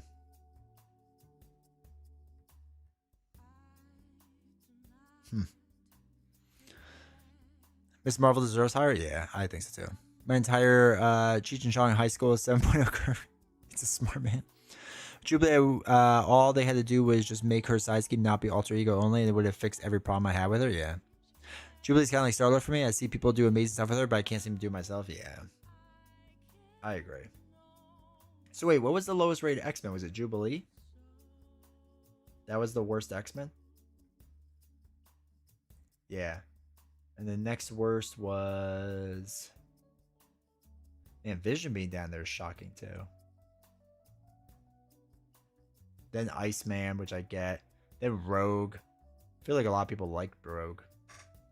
I'm happy to see Phoenix get some love, so that's cool.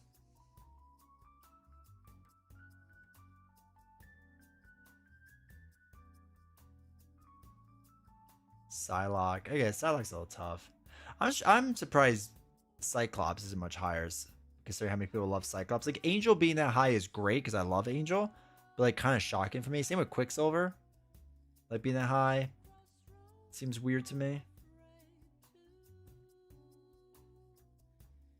I also feel like people didn't like Magneto as much in our community, but he was a favorite. I actually, to me, the biggest shocker is X-23. Not because I think she's overrated. I just didn't think that many people would really like X-23. Like, I love her. I think she's phenomenal.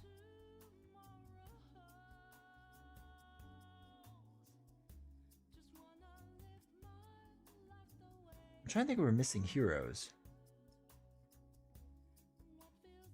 I guess not. I guess it is all of them. I haven't seen X-Men 97 from what I hear. It really makes Cyclops a badass. Nice. Wonder Man's that high? Yeah. I think he'll go down with time. I would think. Wish I could organize it by weight. Like, what is considered the hardest one? Hold on, just looking at the boxes. What's the hardest box? It's gotta be Guardians, right?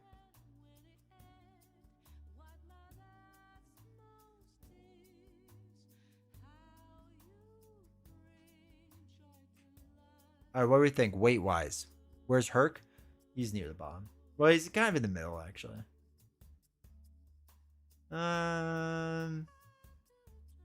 Yeah, he's in between Storm and Nightcrawler. No, that's probably top half.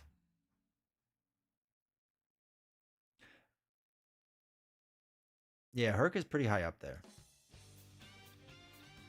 Alright, so Sinister Motors, they have a weight of 2.84, which is fine. Mutant Genesis, an 8 or a 3.17, okay. Age of Apocalypse is a weight of 3.43. Next is a 3.3. Next is one of the easiest boxes. Mad Titan, 3.1, okay. Shield, a 3. Rise of Red Skull, 2.77. Civil War's a 3. Galaxy's a 3.6. That at least makes sense to me.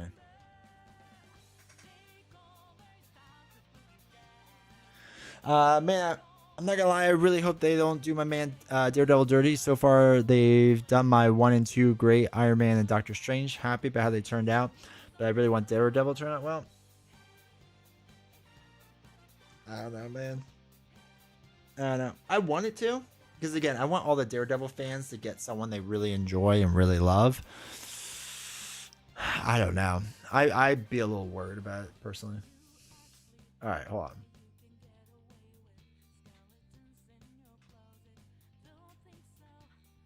Time to look at all the blister packs.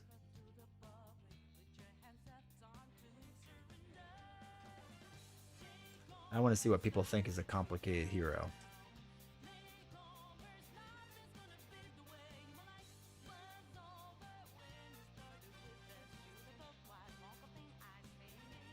All the tabs. Thank God this computer has a lot of RAM.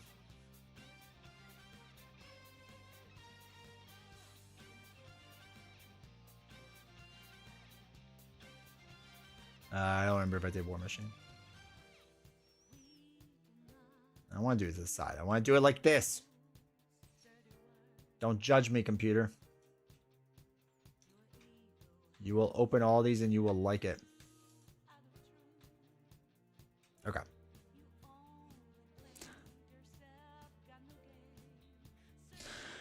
This goes like deep in my childhood, but my father was a lawyer and he was my hero. He did a ton of pro bono work. He worked against the insurance companies when he were trying to screw people out of coverage. So growing up, Daredevil made me think of my father.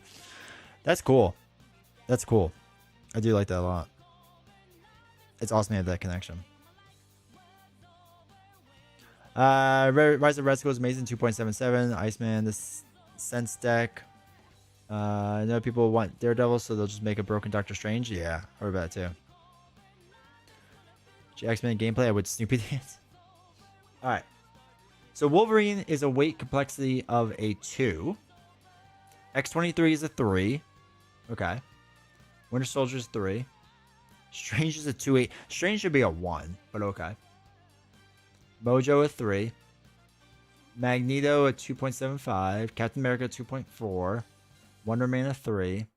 Ironheart a 2.8. Storm's a 3. Hercules is a 4, which actually kind of makes sense.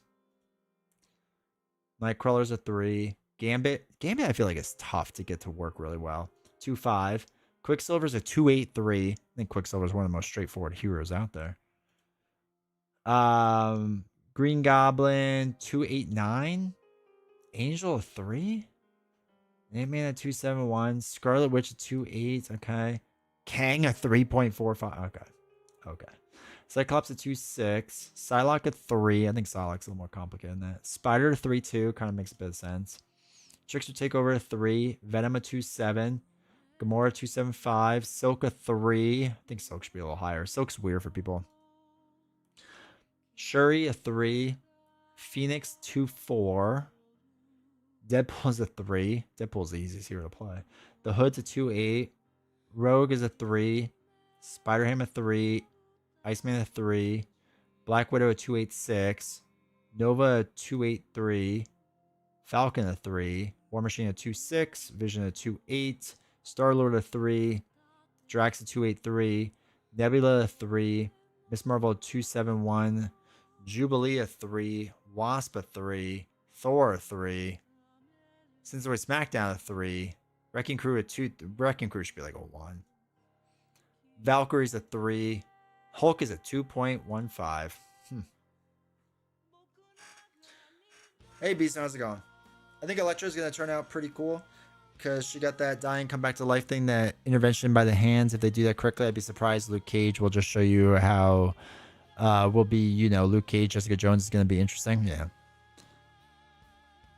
Rise of Red Skull is 8. Fight me. Yeah. Magneto should be the highest. Heavy Metal Man. Actually, that's like a good or an interesting thing to think about. Is like Hercules is probably our most difficult hero to play as, right? At this point in the game's life. Can we wait for Jessica Jones? I think she's gonna be like a I think Jessica Jones is just gonna pull out schemes and stuff. Do stuff with that. Or like her deck is gonna. Alright, really quick predictions on things. Really quick hot take predictions. I agree that Hercules is a lot to deal with if you don't know what you're doing. Yeah, I think he's gonna be the tough, or he's the toughest. Alright, so do they have anything special in here? No. Alright. So do you hey sipping tea, welcome to chat. If I don't is it worth picking up? Do you have anything else for Marvel Champions? So the only reason I ask is I feel like at the Age of Apocalypse, like, okay, You probably don't need any of the other X-Men, but if you get the rest of the hero packs of that wave, that would be nice, right? So if you get Age of Apocalypse, okay. The villain set. Well, let's start with villains before we get to the heroes.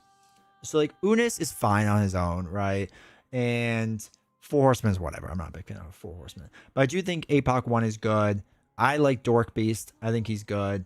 And APOC 2 I think is pretty good too. So I think the villain set, you're fine, right? You can play anyone versus the villains. Who cares? I think they're fine their own.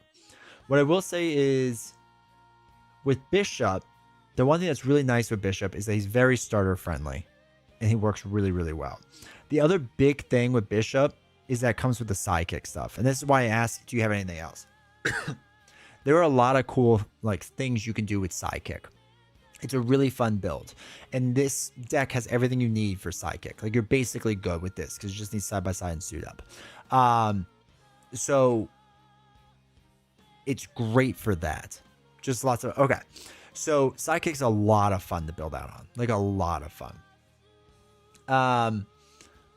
Magic is really fun, but really tough to play.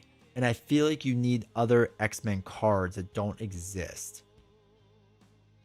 Or not, of course they exist, but they exist in the other stuff. Hold on, let me look at her cards again. Because you're gonna want like the X-Jet and different things for her to like really build her out. Which I don't know if any of the other stuff did. Like I mean, again, she's a lot of fun. What X-Men cards did they reprint from this wave? Nothing good there. X-Gene's helpful. So that's not bad. Man, they really didn't reprint stuff in the Age of Apocalypse wave, did they? Huh. Yeah, I don't know. I mean, I would because the villains magic's gonna be tough to. I have Next Evolution, but that's yeah. I don't think they had any good X-Men stuff in there, right? I need to double check because I forgot what comes with what now. Nothing there that helps. Yeah, nothing there that helps. You would need hold on. Nah, I don't know why I clicked on Mojo because I'm an idiot.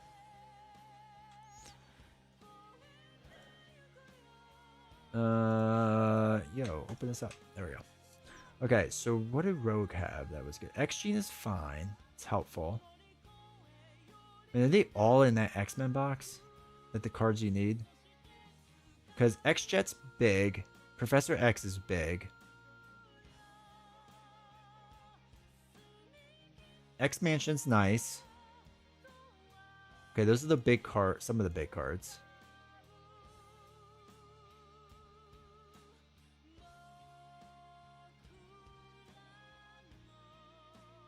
Alright, X-Mansion Professor X is also in Gambit, which is good.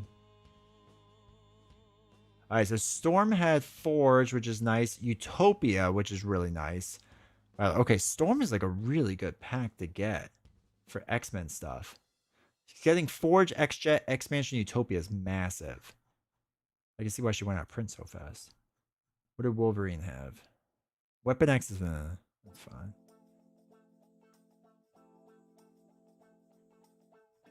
Okay. I'm just looking at basics too, because that's basically like aspect cards are kind of whatever. Basic ones are the big ones. Cerebro's not bad, but again, Cerebro works best with your psionic builds, so like Magic. So it'd be nice to get Phoenix, and she has the psionic cards, which these could all be helpful for Magic. Okay, and Utopia, Angel's pretty good too, but Utopia was with, man, I didn't realize Storm was just a stacked deck. Like Storm is what you really wanted to get. Huh. What else did she come with? Uncanny X-Men was a bonkers card. To me, my X-Men was bonkers.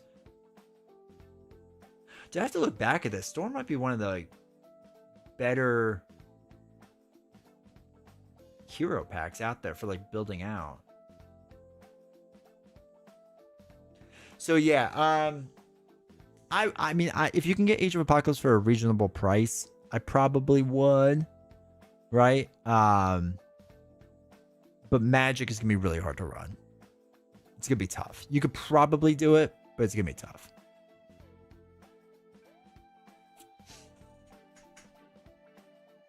Storm was a big upgrade for Cyclops builds. Yeah, I kind of vaguely remember that too.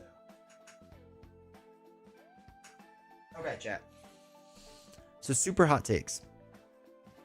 I think Daredevil is going to be overpowered and people are going to get bored of him.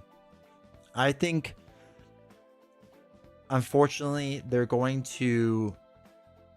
Never got so much she's available. I should have bought more packs of her and sold them to chat. So I think Daredevil is going to be overpowered. I think they're going to be too scared of making him weak. I will say that I don't think he's going to be straightforward to play. I think they're done with the idea. Magneto, you need a lot. Oh, I guess that's true. I didn't look at the other X-Men. I should do that too. What did Bobby have? Bobby! Dang it, Bobby. Beak's not bad. Power and All of Us got reprinted, which was nice.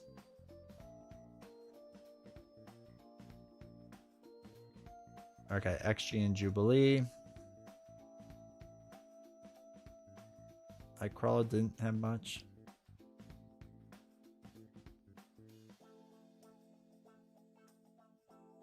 Oh yeah, Magneto needed a lot of help too. You're right. D20 woodworking. Interesting. Except for the entire Defenders wave, yeah. Yeah, so I think Tony has a habit of making heroes exceptionally strong. So what I will say is I think Daredevil's gonna be really strong. And mechanically it's gonna be somewhat interesting because in general, I think they're kind of past. Okay. I want to do a real video about this at some point. I need to get all my thoughts written down and in my head. But on this channel a lot, I will say I think they should have a Marvel Champions 2.0 box, right? They should redo Marvel Champions. And a lot of people disagree with me for a variety of reasons, which is totally chill. One of my critiques is that the design space from Marvel Champions core box to like the last like 2 years, I think is way different for heroes. I think when you look at heroes like Spider-Man, Captain Marvel, Black Panther. Well, actually, let's start with Spider-Man. Spider-Man's like really straightforward how it works, right? Play swinging web kick, play a backflip, like just do A, get B type of thing. And yeah, maybe put web shooter out there to get a little bit of whatever, but that's it, right? It's very do A or play A, do B, right? Over and over. Iron Man was a little more interesting, but his mechanic was pretty straightforward, right? It was just get those tech cards out there, get the tech cards out there, and just play his cards and whatever. Black Panther was at least more interesting with like his upgrades and then like, you know, trying to get the Wakanda Forever cards. Captain Marvel, kind of the same exact thing. You're just kind of building on the energy channels. That's it. She-Hulk is a little wonky, but you could look at it with most of the designs of things. There wasn't a ton of there wasn't a ton of like building out or interaction like on things compared to if you look at recently, where now you have, okay, Shuri, Black Panther, right? Where, okay, it's not just about getting your upgrades out and then playing a card. It's getting your upgrades out and how can you use her to use your different upgrades type of thing. Silk is about now tucking cards and using those tuck cards. Falcon is Falcon. Winter Soldier is a bit more simple because it's a Caleb design and whatever. I think we saw in Civil War, right? Hulkling plays a bit different than what we're used to with his changing of forms. Tiger with really pulling out the minions and stunning them and doing different things. And like, there's just more going on. I think even Magneto and Nightcrawler and Jubilee and maybe Iceman, definitely Magic. We saw like very different design space in these things. So I think what I'm kind of getting at with that, and Hercules is obviously way different than how anything else is played. I think Wonder Man has played a lot different. He's a little more simple, but still like the way some of his, oops, that's the wrong card, how his mechanics work with getting the overpaying cards, right? So like his, what was it? Not jet belt.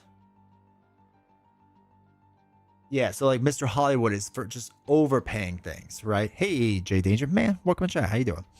So it's for like overpaying cards specifically, not just generating a resource, which jet belt does. So yeah, but again, energy siphon with taking damage, and how when you take damage, like you're, or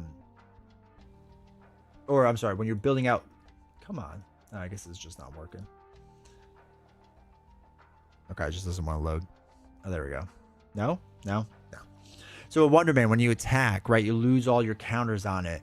The ionic physiology, I think, is pretty interesting how it works. So anyway, I think Daredevil, in turn, is going to be strong, but I think it's going to be mechanically different. And I think this is why they need to redo a core box, because their mechanics have evolved. The last time we've had a 3-for-8 damage card, a straight up 3-for-8 damage card,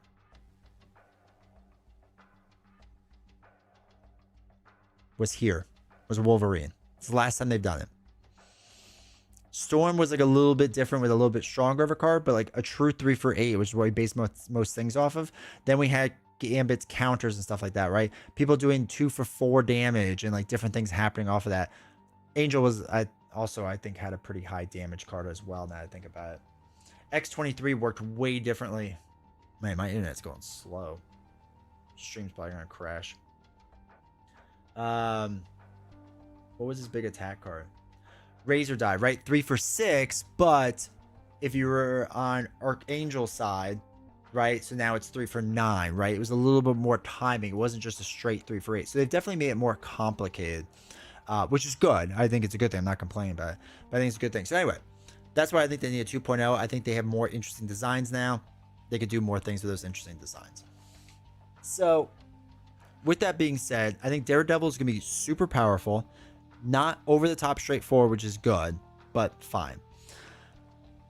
Fantastic Four, I know, right? So Echo, I'm actually the most excited for Echo because there's no pressure for Tony to make Echo be something.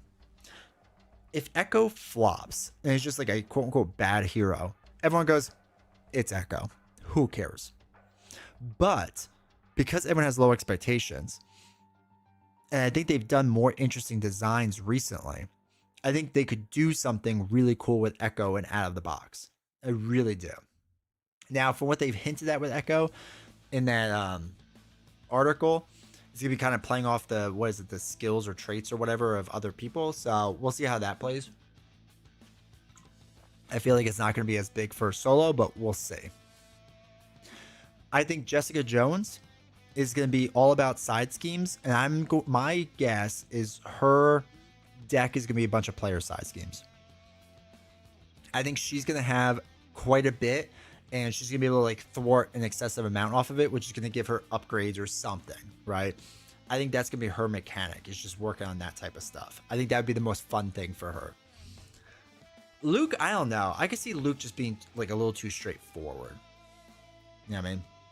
They haven't done anything with like their traits enough. Like flying, that sort of stuff has been weak, and Magic the Gathering is huge. Well, I mean, they did a lot with like aerial and stuff.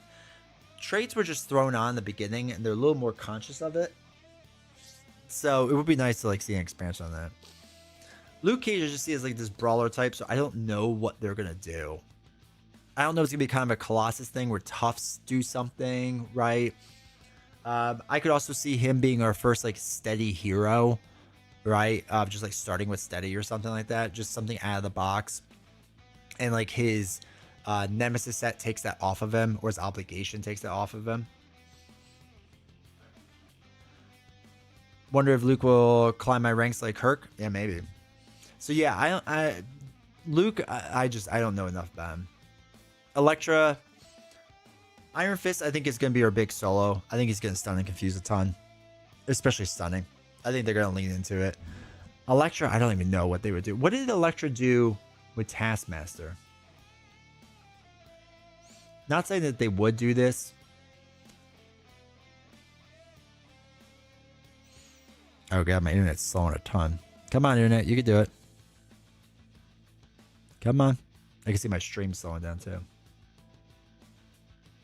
Oh, it just did 8 damage to the enemy. Sad. Yeah, I don't know what they would do with Electra. Somebody else had the idea of something about bringing her back to life or something. Yeah, she spends a fist resource. So I could see her doing a ton of like being the aggression hero, like pinging a ton of damage off of things. And I just wanted to do something different with aggression. I feel like we've gotten the same exact thing with aggression over and over and over recently. I'm hoping for something new and unique with it, you know?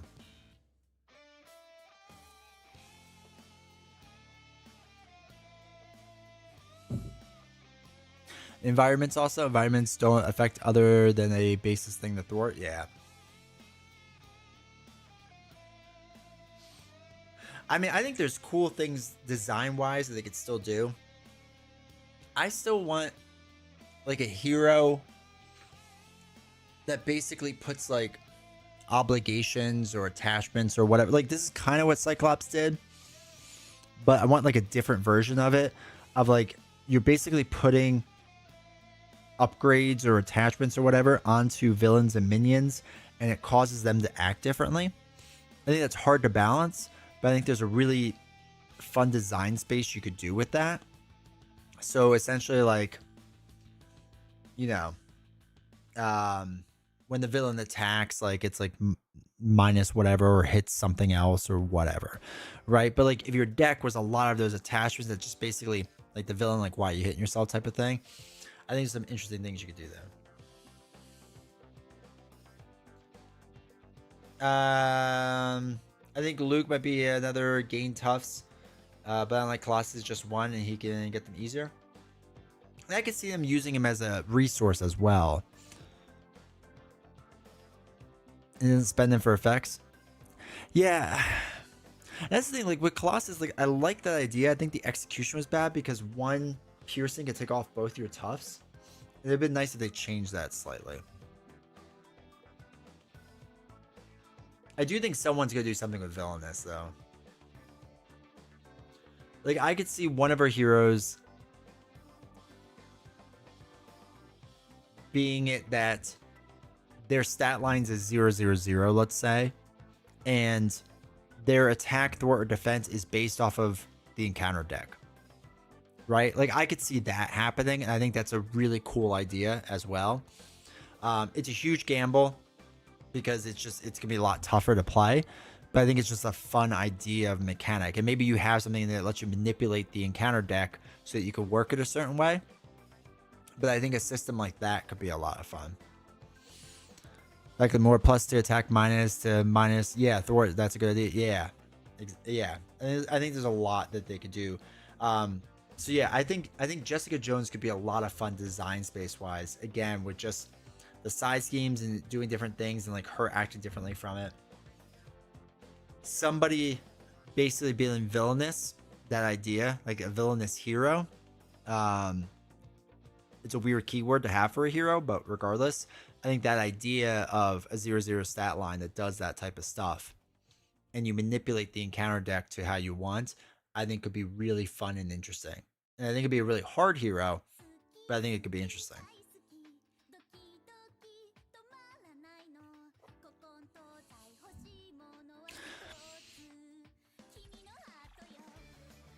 But I think regardless, oh, and like I said, Iron Fist can be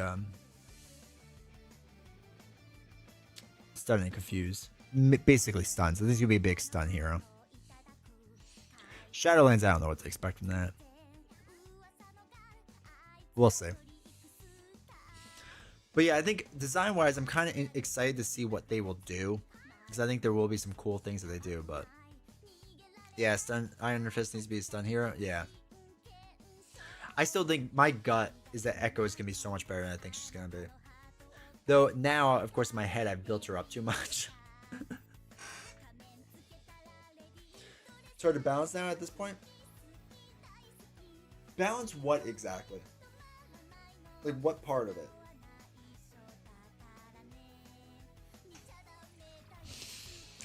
Because it's not necessarily that I disagree with you.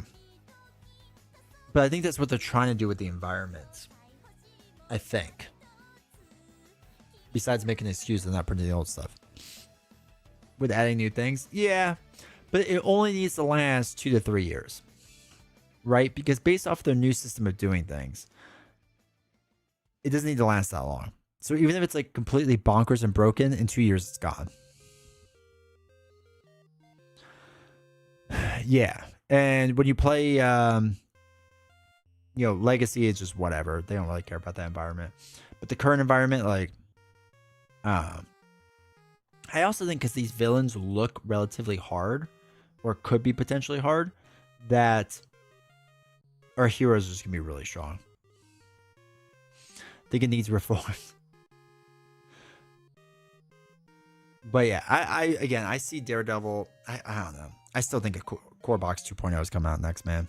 I really do. I think there's just so much balancing stuff that needs to be done. I really think so.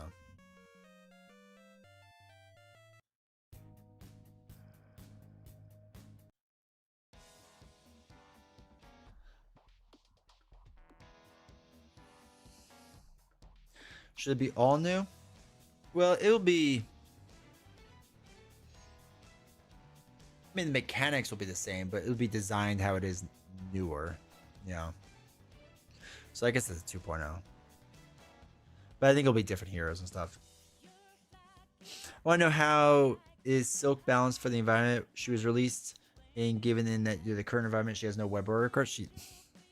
Yeah, the whole thing was silly. I'm surprised she's not. Well, and she probably won't sell out because nobody can play her the right way. Like, it stinks too because it gives you web warrior cards.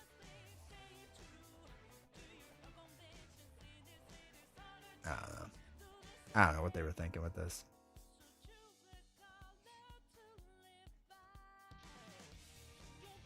And I like Silk too. That's the thing. I like Silk a lot.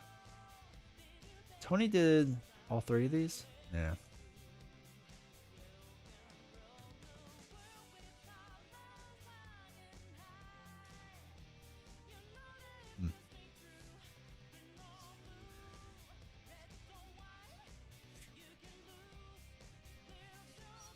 My only weird thing with the 2.0 thing is how they're doing the environments and stuff.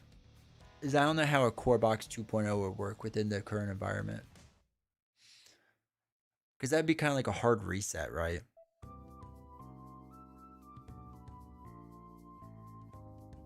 So you'd have to say this is the start of the new environment. Which I guess they could just do. Even though we spent all this time hemming and hawing over the current and legacy environments. But it's something I could say. It's just like, no, we're starting from scratch. But I don't know. So yeah, I also think when they redo the core box, you don't have the same heroes in it. I think Spider-Man comes out separately. I think you put in honestly, I think if you redid the core box, you put in Captain America and Doctor Strange. Because that's how you get those middle of the road people that were kind of iffy on things. And then 3 other heroes. They're not mid tier, but I don't know, maybe not as popular. Obviously, a couple new ones, 2 new ones that we haven't had yet. Like a Punisher in there would be phenomenal. Because it's a weird thread you have to, or weird needle you have to thread. Because you need something for old people and then something for new player. From day one, I'm a thematic player, old school Marvel battles. Whatever I can do to make that as a game, yeah. I'll be honest, I would be good for a whole new reset, yeah. Zombie Cap, Hero Strange are in Marvel Zombies core box, so it would be out of place to put those in the new core box. Yeah. I don't know. And that's the weird corner they painted themselves in by not reprinting Cap and Strange. Is that I like the idea of zombie versions of them or different types of versions of them, right? Whatever. But those people that couldn't get them aren't going to want those alternative versions, you know? We will, because that would be cool. But those players that couldn't get them aren't going to want that. So they're just going to be more upset. That's why again, the whole not reprinting stuff, I don't know. I mean, they're doing Kickstarter now. Kickstart this stuff. You know? I don't know.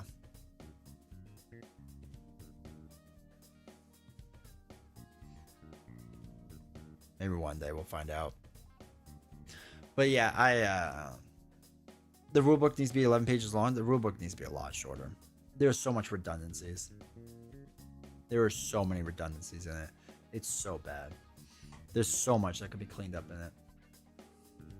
Whole new rule set, a whole new rule set, new everything, new Spidey, new everyone. Heck with it. At least it would be fresh. Yeah. And I think there's things that Tony can do to make it more interesting and better. And I think Tony generally does a good job with the rulebook. So I think there's things that Tony could do in the rulebook to like clean it up and streamline it and stuff like that. I think that would all potentially be good stuff. But I don't know if they will. Captain, welcome to chat. If FFG offered you a position as a designer or ambassador or a PM, what's a PM? Would you consider it? Depends what they would want me to do. I'll be honest, like, I don't know how well I could design something. Like, I think I have like really okay general ideas of things that would be cool, but I don't think I could never balance it. Oh, product manager.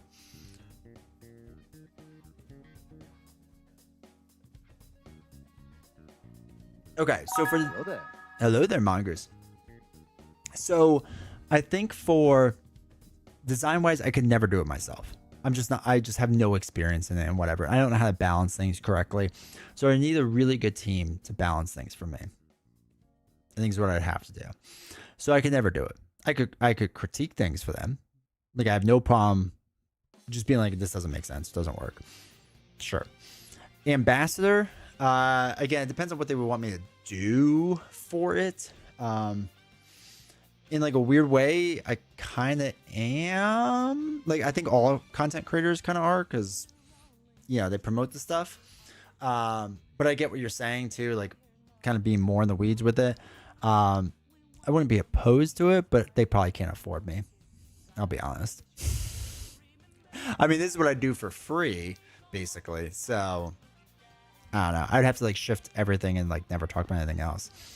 As far as a product manager, what I would love, if I could have any job at FFG, what I would do is I would love to be their head of marketing.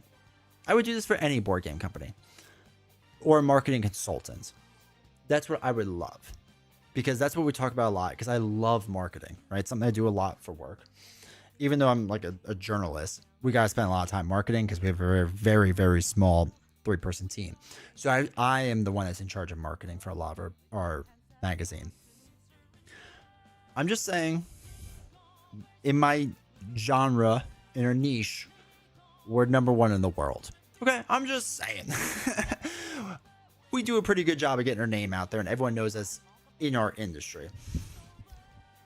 Does it scale to a bigger industry like a board gaming thing? I don't know. But I think I could do all right. So if I could have any single role, it would be to do that. I would love to market, because the way for Marvel Champions and the way for anything with marketing, if you're marketing to the consumer, is transparency. That's it. That's the secret. Transparency and funny memes. That's what consumers generally like. They like funny and they like transparency. It's all it would take. And that's why I think publicly traded companies are a bit different, so it's a bit touchier to do. But there are more general things. If you can say like, hey, certain things sold X amount, we have to... There's no reason why you can't say what a minimum quantity order is to run something. I'm sorry, there isn't. What's the trade secret, right? There really is no trade secret. So you can say those things, and you can explain to people that like, hey, okay, if a print run is 5,000 Captain Americas, and people go, oh, that is a lot of Captain Americas, right? 5,000, they have to justify. Oh, okay. Or if it's 50, then we need to be transparent about these things. You know what I mean? So I think in general, transparency matters. And that's where you start, especially with your diehard community. They're your backbone. Not too much, but the majority of the board game world right now is word of mouth. Transparency is good. It's a good thing. So that's what, if I could be any position at FFJ, I would do marketing.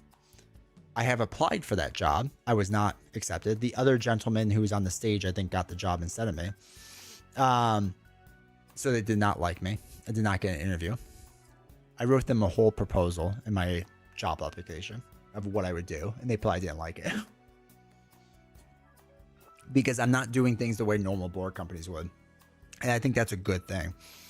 I think as a marketing person, you need to go to each of the communities for everything, like Arkham, for this and that. And especially with how much unrest there is, you need to spend time. Sit me down in front of a camera, sign me into the FFG thing, say, we're going to talk about Marvel Champions today. And I have to get well prepared of whatever the notes are, what I can and can't talk about. And you say, this is what I'm allowed to talk about, or this is what I'm not allowed to talk about.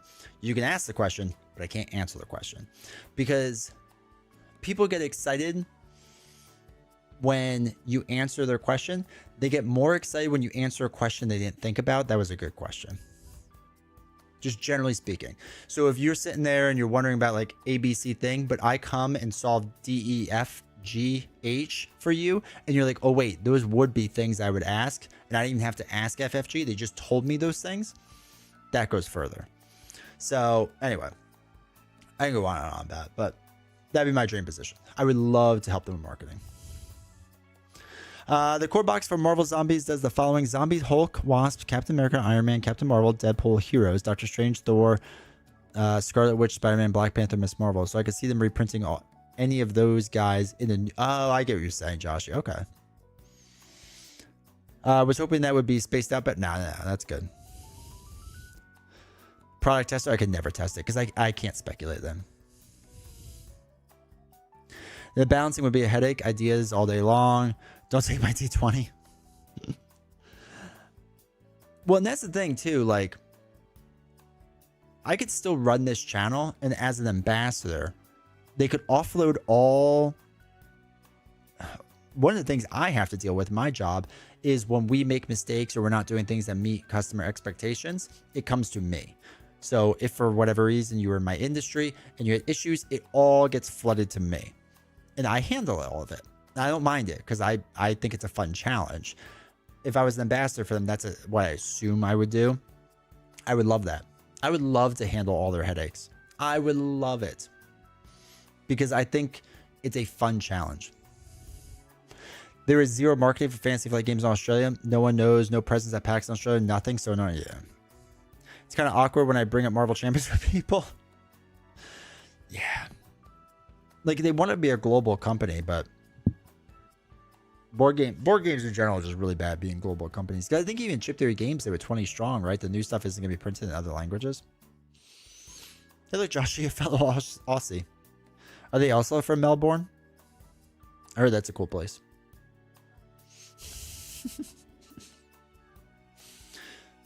But yeah, so let's do anything. But anyways, I would sit with the Marvel Champions community, talk to Marvel Champions community.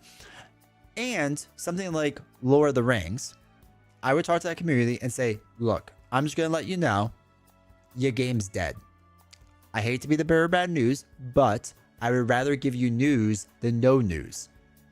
I would rather tell you that, you know, the game is dead versus dragging you along. And they don't want to do that because they don't want to they don't want to get bad news. Nothing wrong with that. There's nothing wrong with that. Also, you go onto all the big YouTube channels. This is what at least Jamie will do, is he'll go onto any channel that asks him for about 30 minutes and talk and interview and stuff. That's what you have to do too if you're FFG.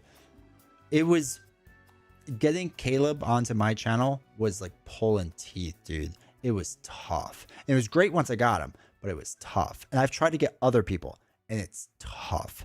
It shouldn't be that hard. As the marketing person, you should be able to stand in and say, I will go onto your channel and I will talk about whatever you want with Fantasy Flight Games.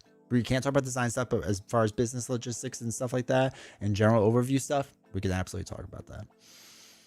It should not be as hard as it is. I had to go through so many departments. I had to go through so many departments. It was insane. insane. Versus I emailed Jamie Stagmeyer and I'm like, hey, do you want to do something? He's like, yeah. But Jamie was like, I only have like a tight 20 minutes. And I was like, I can't do it in 20 minutes. You see my interviews, they last a long time. Yeah, Melbourne. Josh always hates that when I say it that way. Friend for your 2-player games.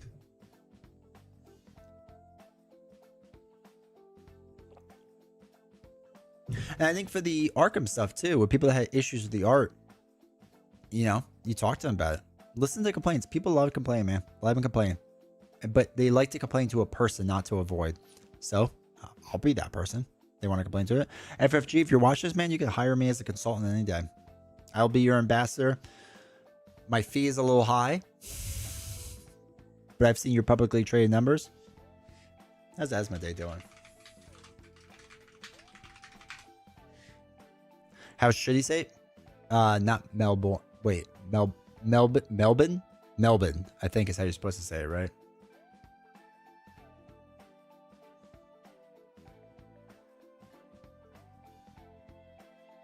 I mean, they have some money to pay me. All right, this is their year to date of Asmodee. Their stock's not doing too bad. Now, they are traded in Stockholm, but still, yeah, they're doing all right. It was a little weak around the 320 mark, but it's going up. It's fine. Next time I'm on, I'll make fun of your Jersey accent. That's fine. It's fine. There's only one thing that drives me nuts when people try to do the Jersey accent, and I'm not foolish enough to tell you all that.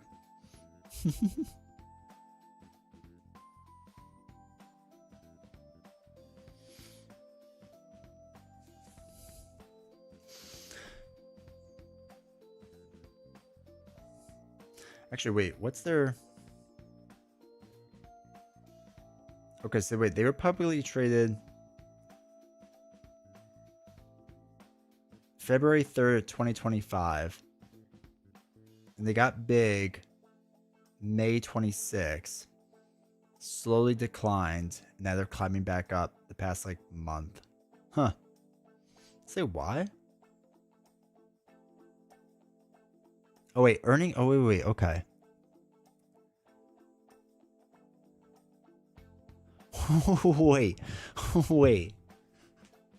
Wait. Okay, their revenue at Asmodee for Q3. Wait, we haven't hit Q3. Oh, it must be projections. So, hold on. Their revenue for Q4 of 2025 was $341 million, and they earned negative $3 million. I think I see the problem. Chat. And then their revenue, this is when they start doing the cuts. So this is when they start cutting things, Q1, because their revenue is only $8 million more, but they have a earnings growth of $16 million. So they did $8 million of cuts. And then Q2, which they're still in the middle of Q3, or not even at Q3. So I don't understand how Q3 of fiscal year, the fiscal year's drag by, right? Or drag behind, right? Because like a fiscal year is like September it ends or something, right? It's something weird. So Q2, the revenue shoots up to 400 million. So it's like $54 million more revenue, but their earnings only went up about 20 million. And then revenue went up Q3 of fiscal year 2026. That seems weird. Oh, wait.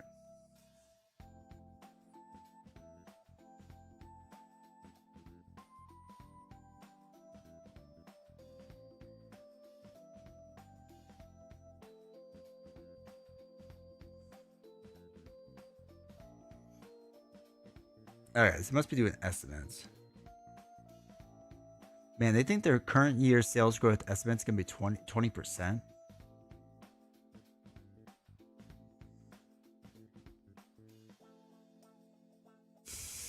The earnings history is so bad.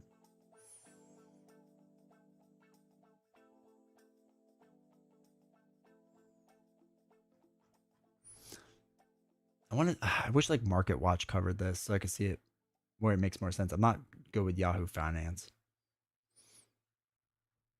How many employees?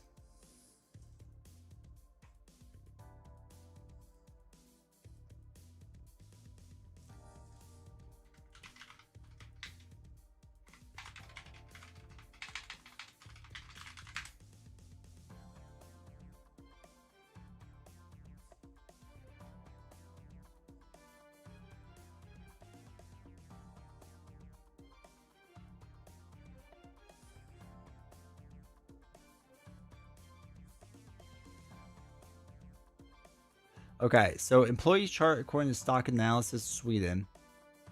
In March 24, they had 2,200, and they added 100 in March 31. It looks like. Market cap's 29 billion.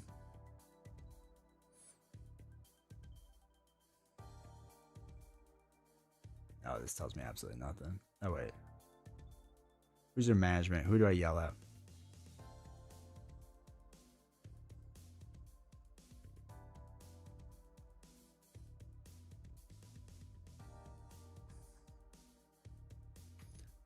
All right, so this is their annual sustainability report of 24-25.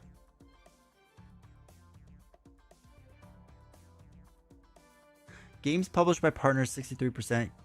Asmodee is 35%. Okay. France net sales breakdowns. France is the biggest. All right, so wow. Let's see what they lump in with TCGs. TCGs were 51% of their revenue.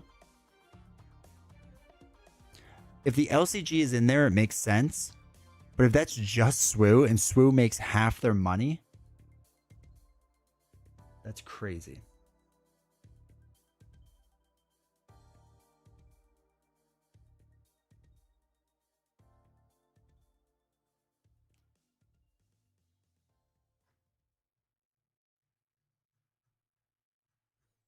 Give me the numbers. I don't want the talking points. Oh my god, I got sustainability. I don't care about that. All right, so employees 2,200, 500 in France, 400 there.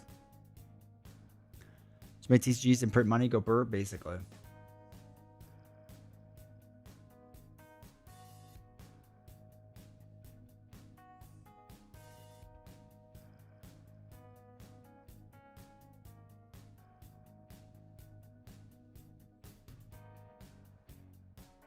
It's still environmental stuff. Share price. All right, volume and then share price. Okay. Largest shareholders. Man, this one guy owns 18% of the company. Vanguard Bank owns 2.5%. Asset Management, Gaming Group.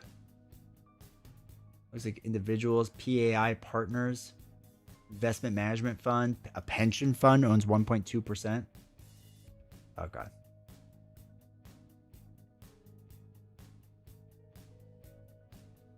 $55% is owned in Sweden, 12% in America.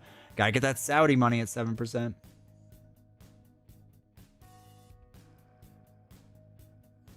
All right, give me the financial breakdowns.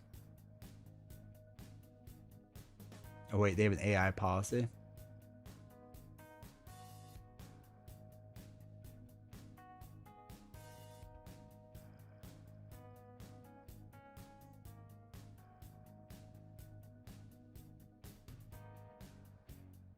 Okay. All right, so ERM risk Risk identification, risk assessment, risk mitigation, risk monitoring and reporting. Okay. Executive management. Get out of here.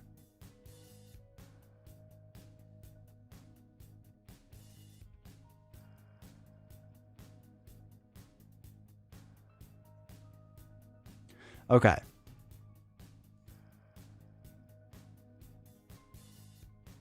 Net sales was around increase. Okay. Sales increased by 7.7. Major market had an effect of 1.6. Okay. All right. So games published by Asmodee Studios increased by 16.9%, such as Star Wars Unlimited. Okay, so this is the beginning of Star Wars Unlimited. I've been a paint job in the D20 general chat with me being a bit of a smart. Net sales, profit, P&L statements.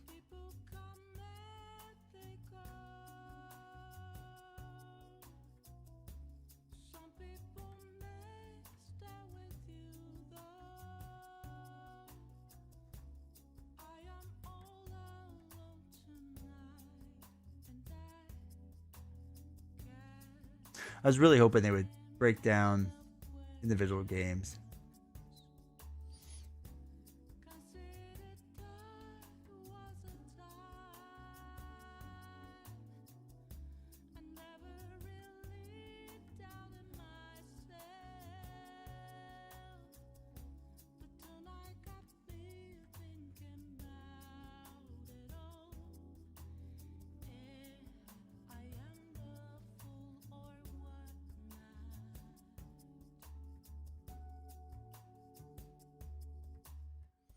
Taxes, different tax rates.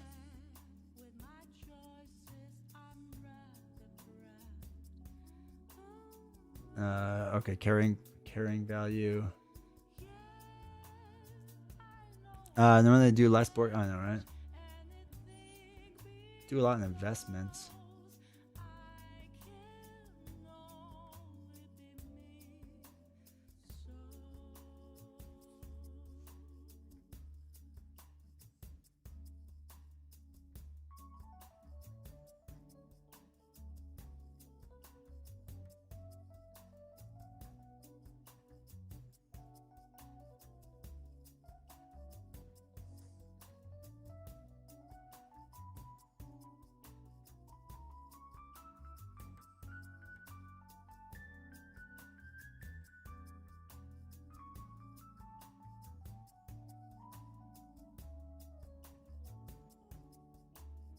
I was hoping they would talk about IP costs and their expenses.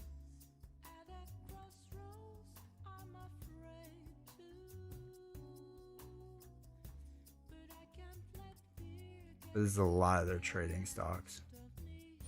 Spent more on LCGs than any single board game we have, yeah.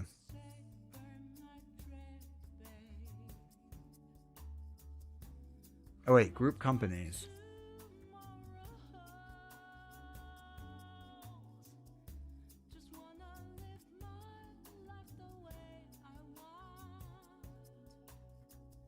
Wait.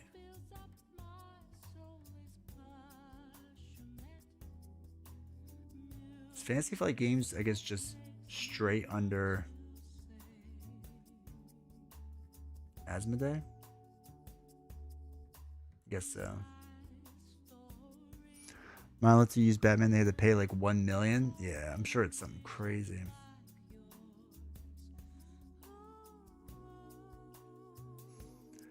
Man, there's a lot of breakdowns of taxes.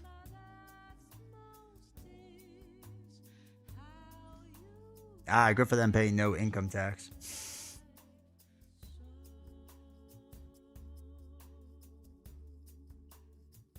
Because they don't make money.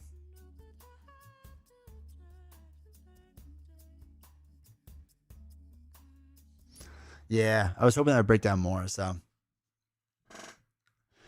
Yervil, how's it going? He's been offline for a while, D20 Finance, but no. I was just curious to see if we could see the breakdown of like SWU and Marvel Champions and stuff. But they said TCGs make 51% of their revenue.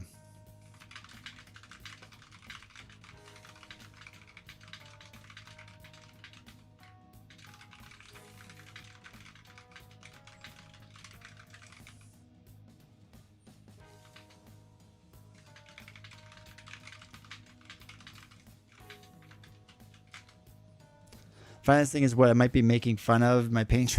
That's fine. But no, I wanted to see if like we could see like what their expenses were for IPs, but it wasn't like easily listed there. It was just a lot like taxes and stuff. So I wanted to see what that was. I wanted to see if like Marvel Champions or like their card game space in general was listed. Because it looks like in the thing for the very beginning. Hold on. Can I find that quickly? So like in the beginning, they have here revenue by game category. And they said that 51% is from trading card games. Now, again, they could be including SWU, Marvel Champions, Arkham Horror, like all that stuff. But it just shows that like for Asmodee, that the card game is what makes the most revenue, which is interesting because it's probably just marked so much higher, right? Because like printing cards isn't that expensive versus like a board game, I assume is much more expensive. So like sales might be higher with a board game, right? But actual revenue be interesting.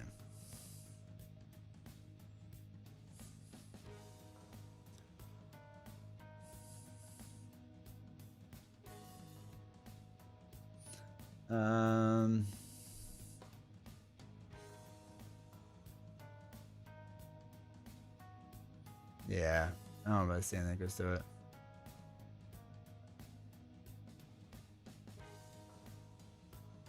Oh wait, page 86.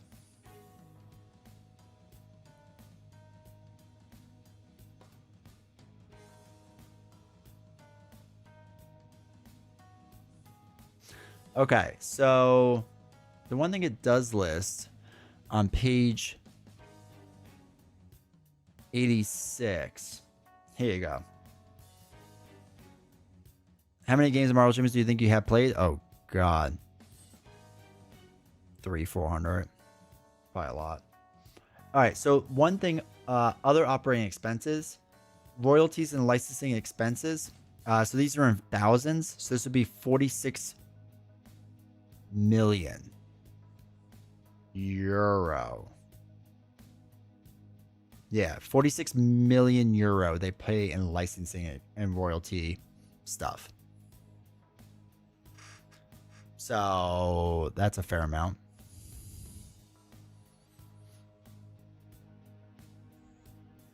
Yeah, 46 million euro. What would that be in US dollar?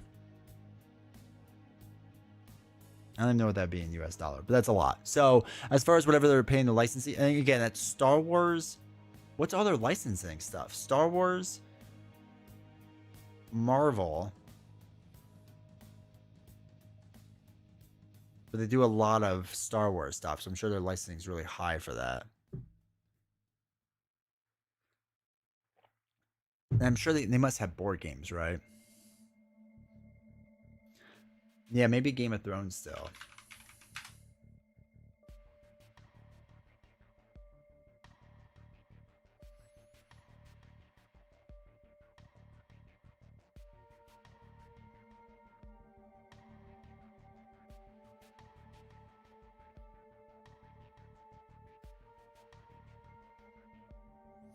All right, so like Game of Thrones, sure. Arkham, they don't have to pay for. I don't know if anything with Android they have to pay for. They have a Bloodborne games. That's probably some. I don't know anything with Simon. Well, Simon's more recent. They have their Disney stuff. The mouse guy gets money. But they might just be. They may not be producing this. They might just be licensing through it.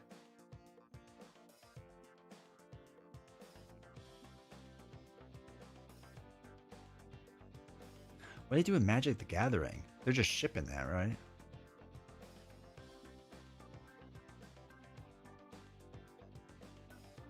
Unless these books are a part of it? And the mats? Pay licensing fees for that, maybe? Is Swoo more expensive than Marvel Champions? Like, to make? No, it's probably cheaper. I mean, we all know what the fees are.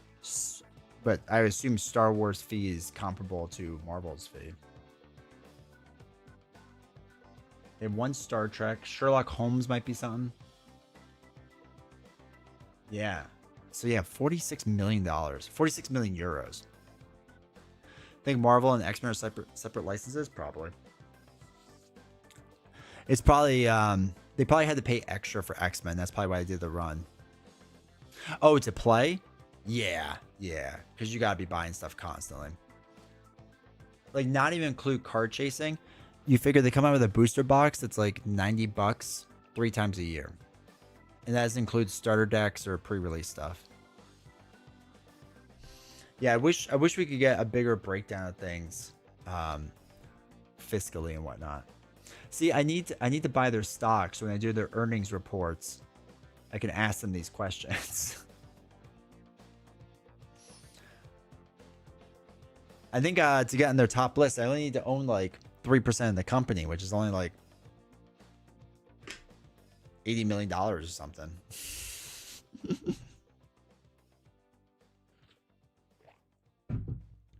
And I don't think, well, they own GameGenic, right? GameGenic is now owned by Asmodee, I think. And I'm sure that helps print a lot of money. But that's probably where some of their licensing stuff comes in too. They have to pay licenses for all that stuff.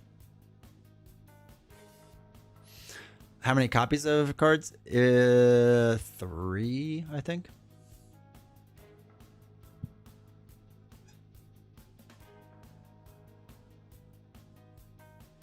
I don't know. All right, that was a fun rabbit hole to go down. All right. Also, Yervol, I don't know if I said hi, but thank you for coming back to it. I appreciate it. Yeah, for all the custom deck boxes, if they work with Magic the Gathering, I'm sure Magic the Gathering pay or makes them pay a lot of money for it. But God, $46 million.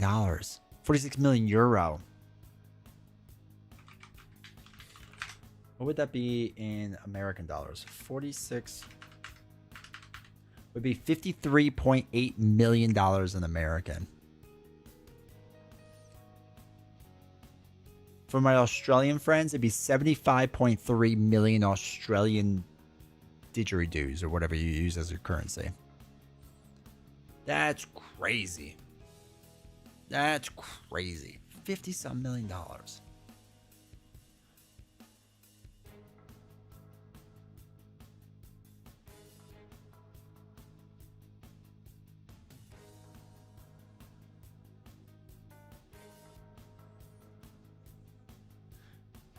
I can't get a simple Venom here. Kangaroo droppings, perfect. All right, chat. All right, I'm gonna get out of here. Hopefully you enjoyed this financial discussion of Asmodee. Where's my thing? All right, so appreciate y'all being here for the hangout. Something a little different. I'm happy we got to talk about different things and whatnot, and what I think the future is going to hold for Marvel Champions and a lot of fun stuff. Make sure you check out Spire's End if you haven't yet. It's because I'm friends with the guy, so, or friendly, not friends. I'm friendly with Greg. But that did release today, so if you want to check that out, be sure to. I'm getting my copy real soon, so do that. Magic the Gathering says made $1.7 billion over the course of its lifetime. That would not surprise me. Pokemon's probably made way more. How much has Pokemon made total?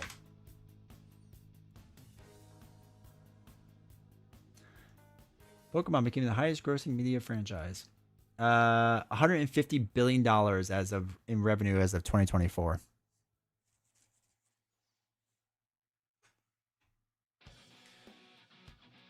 I need to go mow the. Hey, I mowed the yard today too. That was fun. But yes, I'll be live Monday. We'll play some Marvel Champions and hang out and whatnot. So appreciate you all hanging out. Thanks for being here and whatnot. And yeah, I think that's it. Join Discord, all that stuff. All that stuff I'm supposed to tell you to do. Make sure you do. And I will see you all Monday. We'll play something. I might have Patreon and whatnot. Pokemon has games. Pokemon has anime, games, manga. They got tons of stuff. So, hey, Mike James. So yeah, appreciate you all. And I will see you all Monday. Have a great weekend. Hopefully you have fun this weekend. Hopefully you have an interesting weekend. And I'll see you Monday. We'll have a Monday stream and a Wednesday stream. Then I'm gone for 10 days. So prepare yourselves for that because I'm not prepared for that. So be here for Monday and Wednesday. We'll finish off with a bang. I'll see you all next week. Take care, everyone.